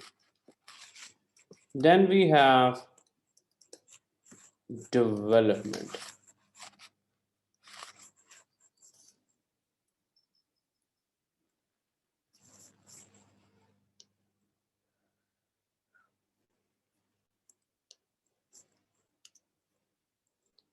Talking about the development,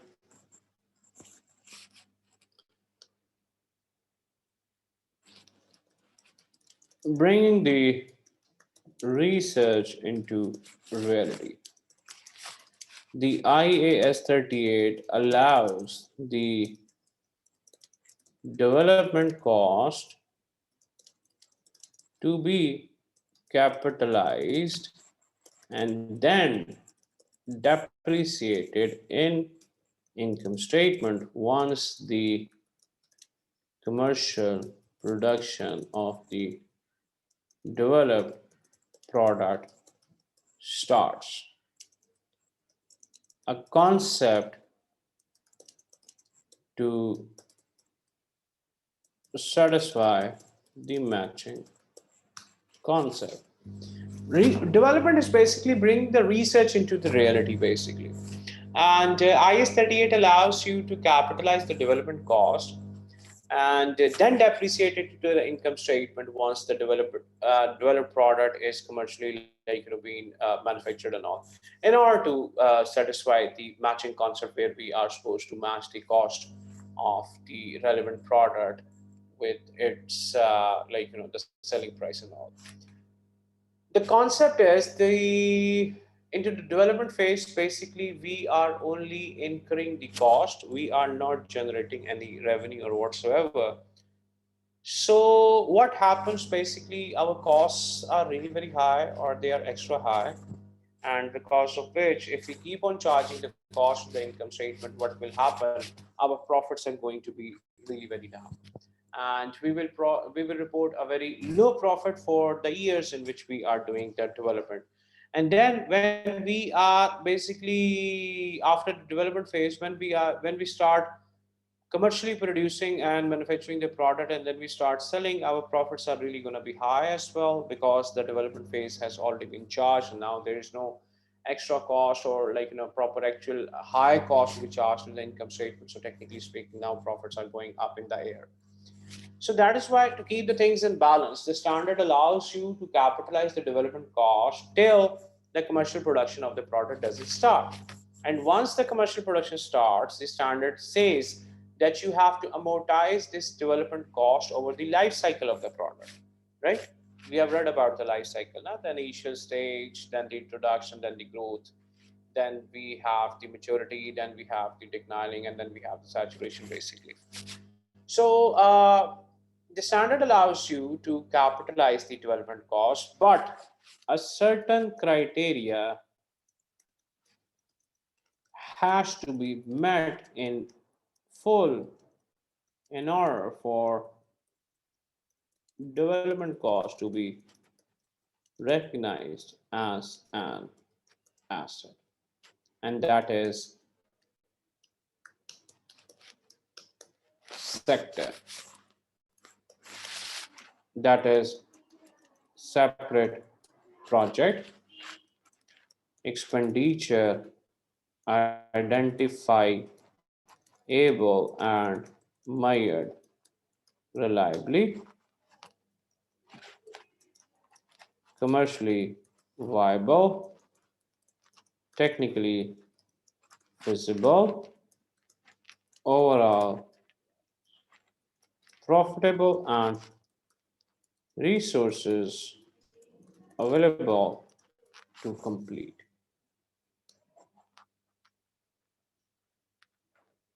So this is what the sector is. The sector has to be met in full in order to uh, the sector has to be met in full in order for it to be capitalized, in order for the development cost to be capitalized as an asset.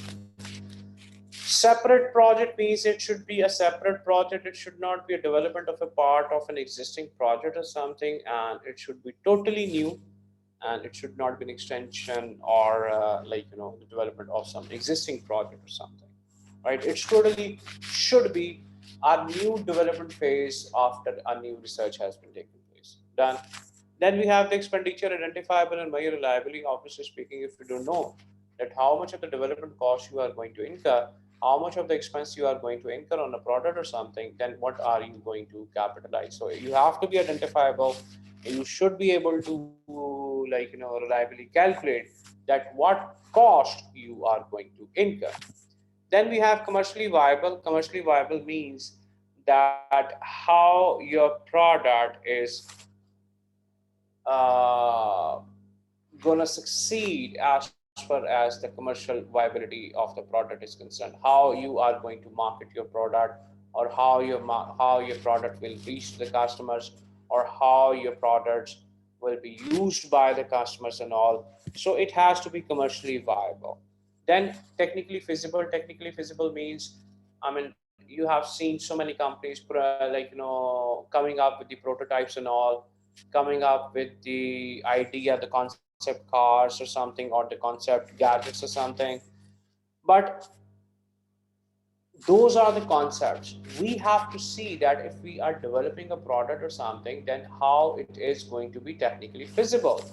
Like talking about, let's just give an idea that, remember in the start when the COVID vaccines were manufactured, in the very start, in the very beginning, when there were no vaccinations out. You remember maybe that at that time we had to store the vaccines at like around negative, I guess if I'm not wrong, minus 30 degrees centigrade or something.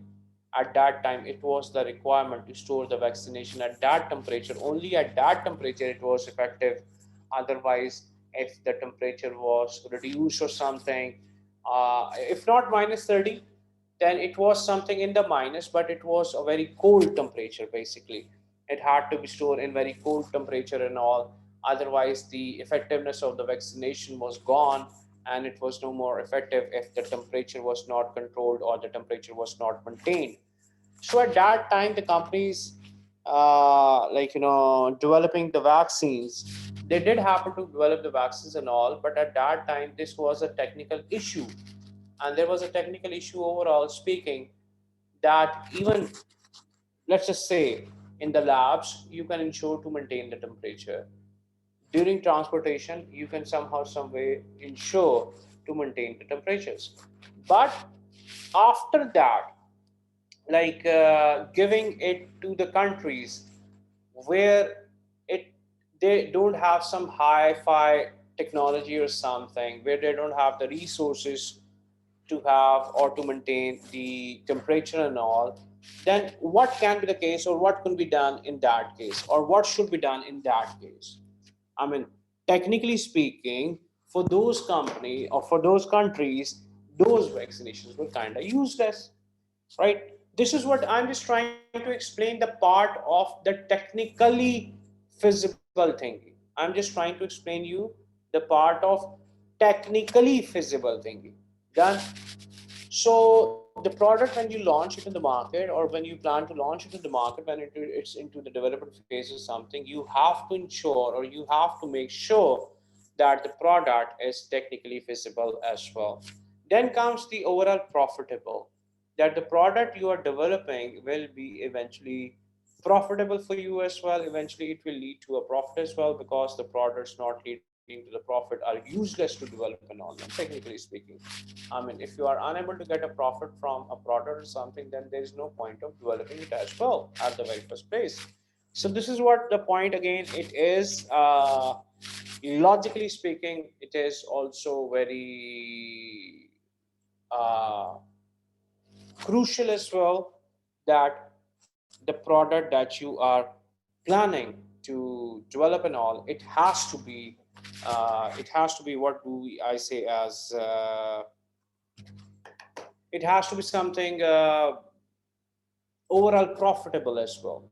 Then we should have the resources available to complete. When we talk about the resources available to complete, we have to say that you should have the enough manpower, you should have enough financial resources as far as um this whole arrangement, or this whole developing of the product is concerned. You should have, proper resources available to you, or you should have proper resources at your hand, by which you are able to ensure that you will be able to complete your product, or the developer, uh, uh, you will be able to complete your project and all. right? So this is the point which we are talking about. Just give me a second, please.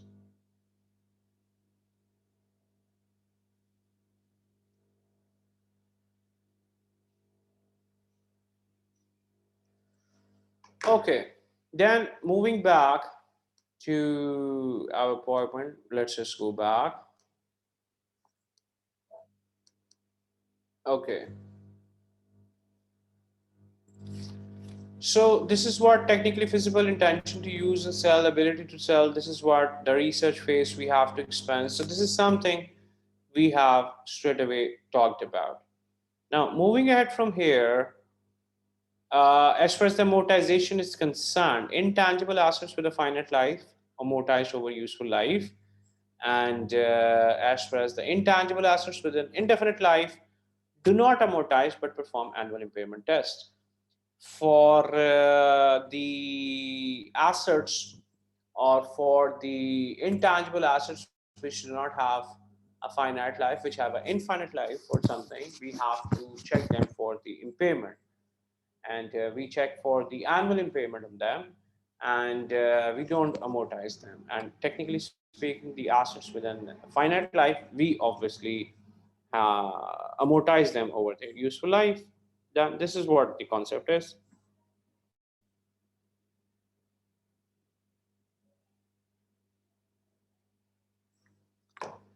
Okay, moving ahead from here, we have now the standard, or the standard which is really very important as well, and that is IAS 36. And this standard is basically classified or being called as one of the most important standards as far as the reporting is concerned, because somehow, some way in the paper SBR, you are going to have this standard tested basically. So the impairment is basically we have to adjust the carrying value when the impairment loss arises, applies to all assets except for the inventories, after tax assets, assets arising on pension schemes, financial instruments, investment property carried at fair value, biological assets made at fair value, and assets held for sale. So these are the one on which it's not applied. And then we have to check that what is the recognition criteria. A company is required to adjust the carrying value of an asset when an impairment loss arises, and that is where the amount can be recovered from the asset is lower than the carrying value. Now, it is very interesting concepts being called as the impairment.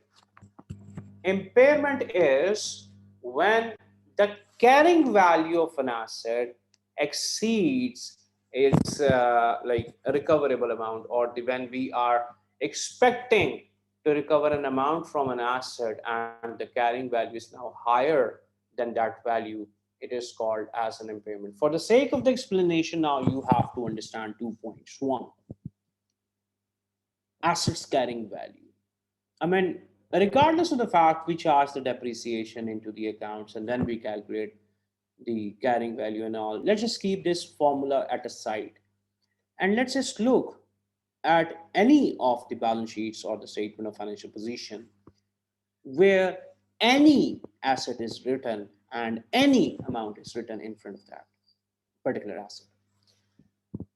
The amount which is shown in the statement of financial position indicates the amount written in front of the asset in the statement of financial position indicates that this particular amount is expected to be received from the asset.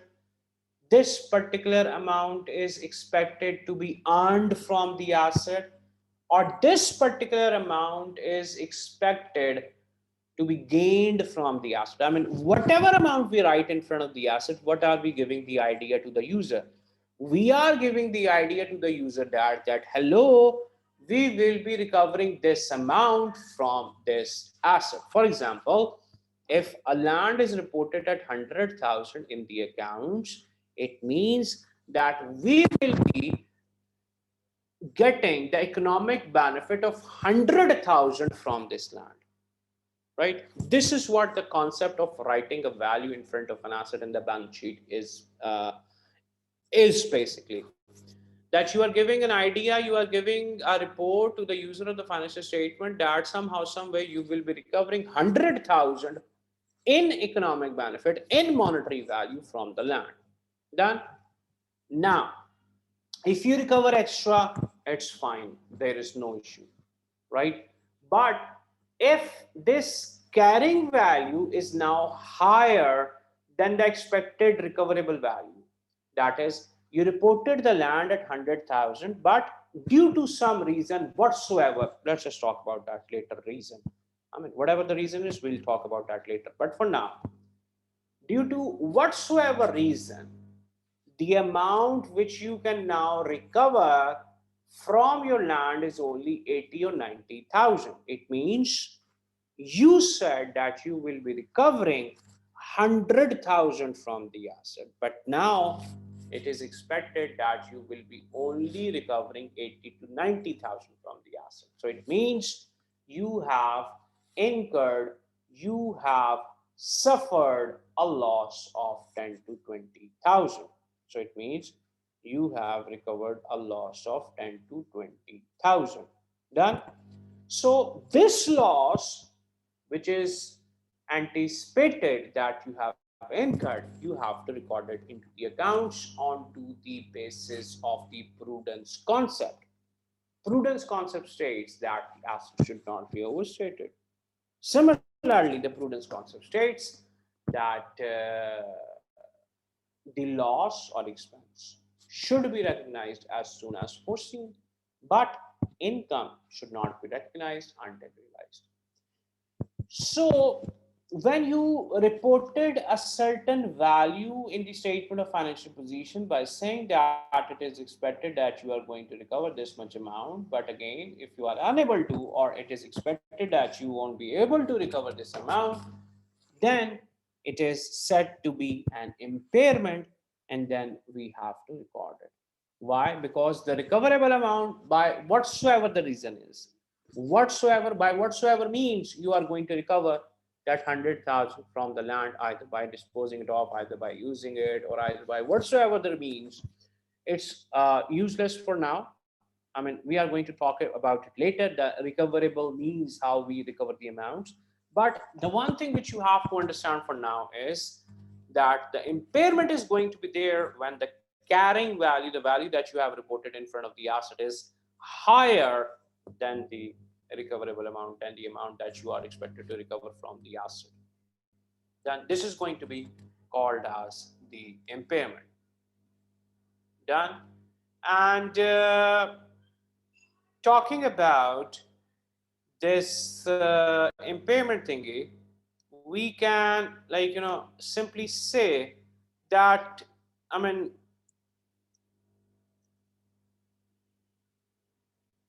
identifying whether the impairment has arises or not. I mean, there are various stages in accounting for impairment or the impairment loss. First one is we have to identify whether the impairment has arisen or not.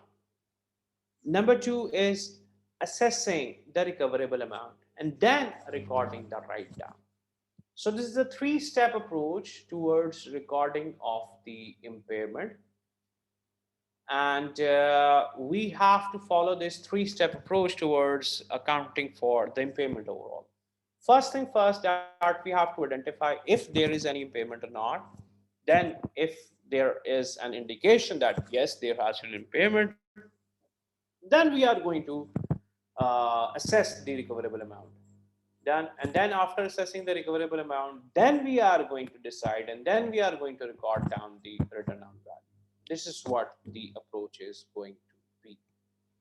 Like, for example, first of all, we said assessing an impairment. We have to assess the indications for the impairment. Now, a company is required to assess almost at each reporting date whether there is an indication that an asset may be impaired. If an indication is found, the work must continue to ascertain the recoverable amount. Almost at each reporting date, we have to check, we have to assess that if there is any impairment related to a particular asset or not. And if we are certain that yes, there are indications of an impairment, then we have to go towards recovering, towards the ascertaining the recoverable amount. Now, IS 36 again describes about the external and internal indications, uh, like which must be considered as a minimum. We have the external indicators, we have the internal indicators that we have to consider in minimum in order to get an idea if the asset has been impaired or not. For example, uh, talking about the external indicators, we can say a sudden drop in the asset's market value, increase in trust rates affecting the use of asset, a new substitute in the market, a sudden decrease in the demand of the product. So these are the ones which we can classify as the external indicators. I mean, these are the indicators which are outside, which are external to the organization, something happening outside the organization, kind of compelling you to think, yeah, that yes, the asset is impaired, or we won't be able to use the asset for, or we won't be able to use the asset at the full extent that we expected it to be used, right? This is what basically we are going to talk about as far as the external indicators are concerned, right?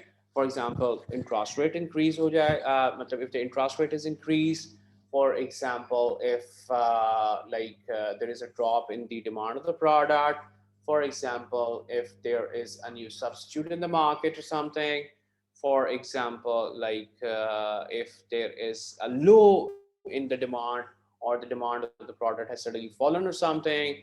So these are the ones being called as the external indicators. So and the external indicators outside the organization, as we have the indicators, we are having the internal indicators within the organization as well.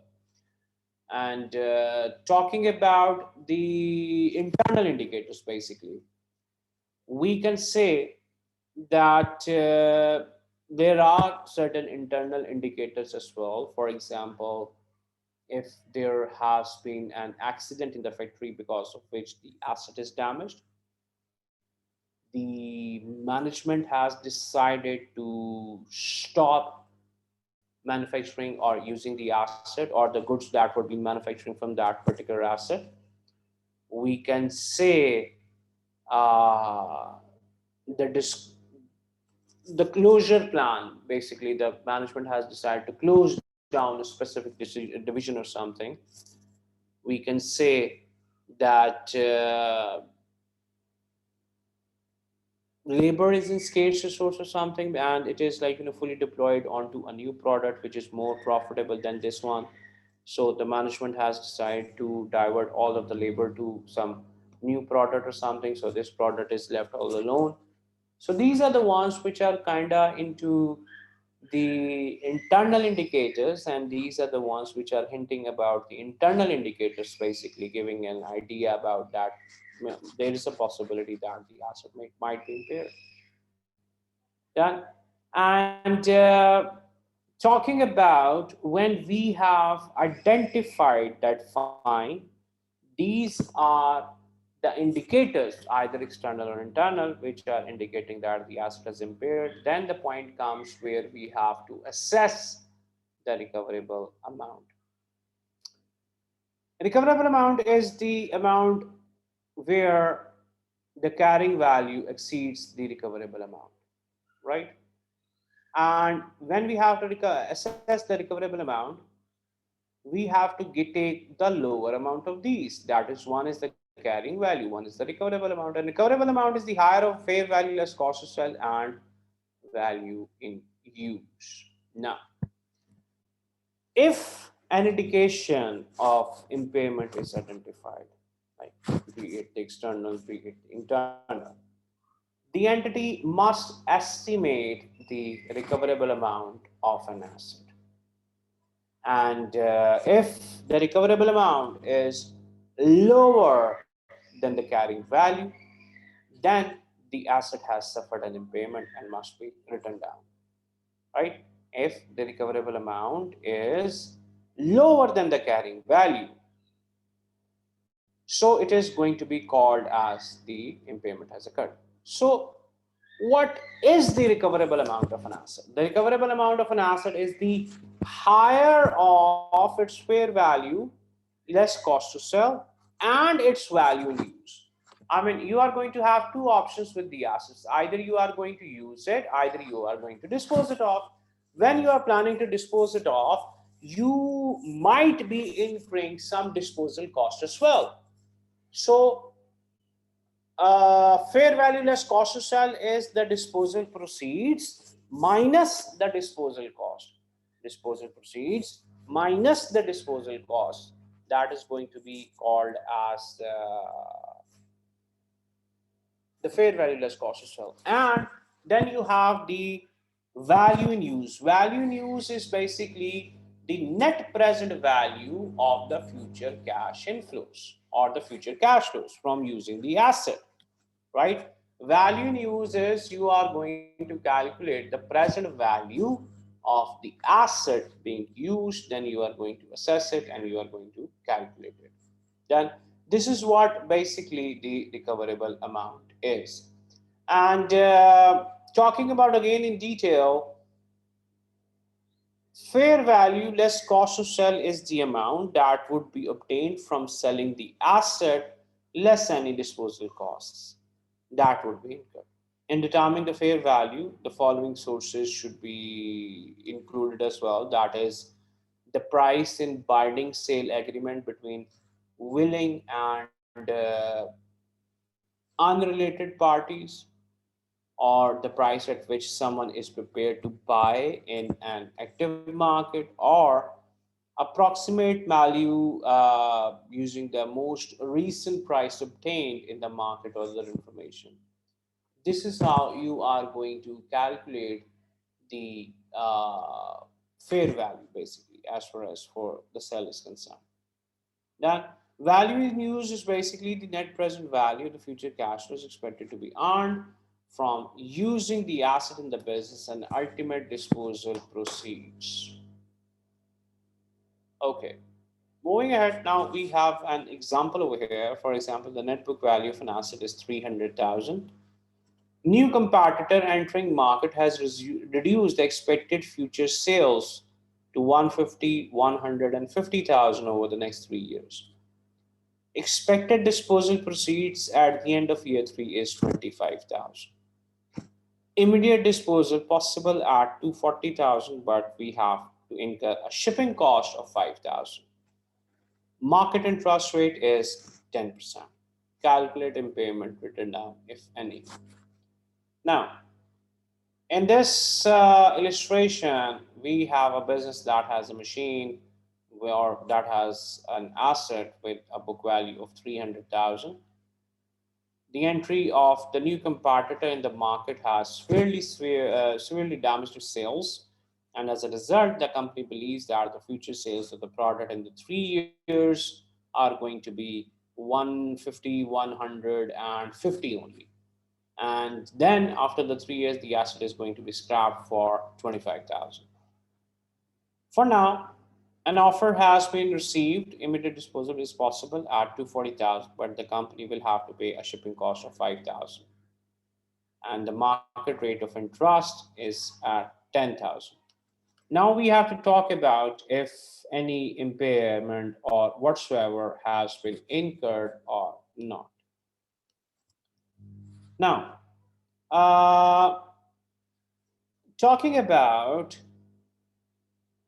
whenever there are such changes in the market where we see that the new entrant coming in the market or competitor introducing some new product basically severely changes the demand of the product, basically it sparks the impairment review and the recoverable amount of the asset has to be calculated. Now, Over here, the recoverable amount is the higher of the fair value less cost to sell and the value in use. Done. Realizable values at 235,000. How? We had an asset at 240, immediate disposal, shipping cost is 5, so 240 minus 5 is 235. Then value in use is 275, 357. Now, as far as the value in use is concerned, if we look over here, this 275 is basically calculated over here by taking up a discounted approach, basically. And discounted approach is something you must have studied in your paper F9. So this is related to that. And we have a discount rate of 10%. I mean, let me just show you how this has been calculated. I mean, just give me a second.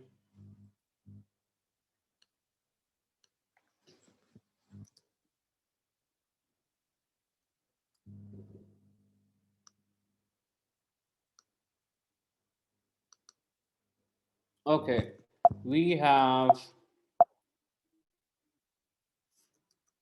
year one, year two, year three. And I have this in front of me. This in year one, we are expecting the sales of 150,000,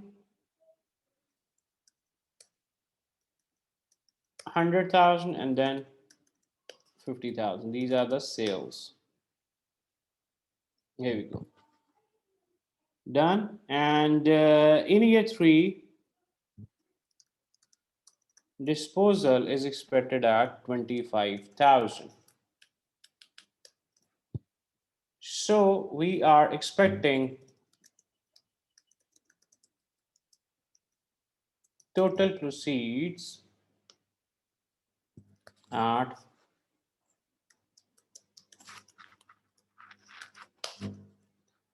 150, 200, and 75,000. Now we have the discount rate at 10%. And the formula of that is 1 plus R whole raised to power minus N. This is a formula that you have studied as far as for taking the discount rate is concerned. When we'll go over here, we have the discount rate of year one, that is 1.1 whole raised to power minus 1. We get to 3 decimal places, 0.909. Then in year two, we are going to have N at 2, 826, and then in year three, we are going to have it at 3 at 0.751. Now we are going to calculate the present value. And this present value is basically calculated as 150,000 multiplied by this discount rate. I get this at 136 and then 82 and 56. So total present value is equal to the sum of these three at 275, 357. Now this 275, 357 is something that you have to remember. 275, 357. 275, 357. And here we go, 275, 357. See? This is the value in use. This is how it has been calculated by taking up or by calculating the present value from our asset. Okay, so realizable value is 235, value in use is 275. Which one is higher? 275 is higher. Done. So recoverable amount is value in use. We are going to have this value in use as a recoverable amount. So 300,000 minus 275, we get 24,643 as our impairment. Done. Then moving out from here, we have recording the written down or recording the write down.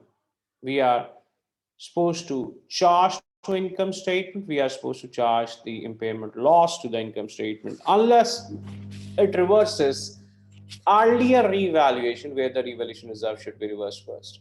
Now, The impairment loss should only normally be recognized immediately in the income statement in full. However, if the impairment relates to a revalued asset, it should be set against any revaluation reserve balance relating to that asset, and any excess impairment should be charged to the income statement. This is what the rule is, that if the asset was revalued in the past, then first you have to charge the revaluation, first you have to charge the impairment to against that revaluation. Then if any balance remains, you will charge it to the income statement. Then this is what the rule is. Now illustration is a machine with a book value of 300,000 suffered an impairment loss of 24,643. The reverse relating to an earlier revaluation was 20,000. Now the reverse is related to a revaluation of 20,000. How is this will be done? Reverse the earlier revaluation, surplus charge to income statement. Revaluation reserve 20,000, asset is credited with 24,643, and income statement is debited with 4,643. This is what the approach for the impairment is that you have to do. Now, when it comes towards the cash generating unit, when it comes towards the cash generating unit, and that is that in most situations one asset is not capable for being generating the cash flows in its own right. For example, a machine may be a machine, or machine may be a machine to feed its components, and another machine to pack the finished units and something. So none of these items of machinery would operate unless they were housed in a factory, and inventory could not be sold without a patent license, right? So this is what where we have the combination of assets working together to formulate or to generate the economic benefits for us. So together, this group of assets that generate the cash flows, they are called a cash generating unit. And where the impairment calculations cannot be performed for an individual asset or something, the impairment calculation should be made for the cash generating unit using the same rules we have discussed already. And the cash generating unit has to be include all the assets that generate the cash flows, including the goodwill. This is because goodwill does not generate the cash flows independently, and it does contribute towards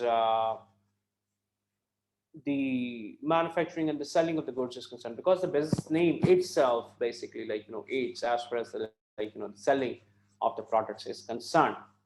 And as goodwill is tested, must be or it should be tested annually for the impairment, and any cash generating unit containing the goodwill will receive an annual test as well, technically speaking. Done. So this is what the whole impairment is basically for the cash generating unit. And then apart from that, the goodwill does not generate the cash flows independently of the other assets allocated to one or more CGUs at acquisition, and the cash flows and the cash generating units containing the goodwill must be tested annually for impairment. This is something we have already talked about. And allocating the impairment loss is allocated to the assets in the cash generating unit in the following order: that is the goodwill, then the other assets on a pro rata basis. So this is what our whole arrangement was for basically accounting for as far as for the assets is concerned, which we have just talked about. Done. So we have kind of covered up the asset standard that we had right in front of us. And next time when we are going to meet, first of all, we are going to do a bit of questions from the exam kit regarding our understanding of these standards, and then we will move forward towards the other standards that we are supposed to cover up. Okay. As far as I remember, Narayan, you were the one who were there in the last class as well, right? And then we have two new students with us. Kindly confirm me, Miss Pallavi, were you there in the last class? Hello, sir. I was not in the last class. I was sick and I had not yet registered for the course, but it's only today that I have paid and registered for the course. So I shall be attending the class from now on. Okay.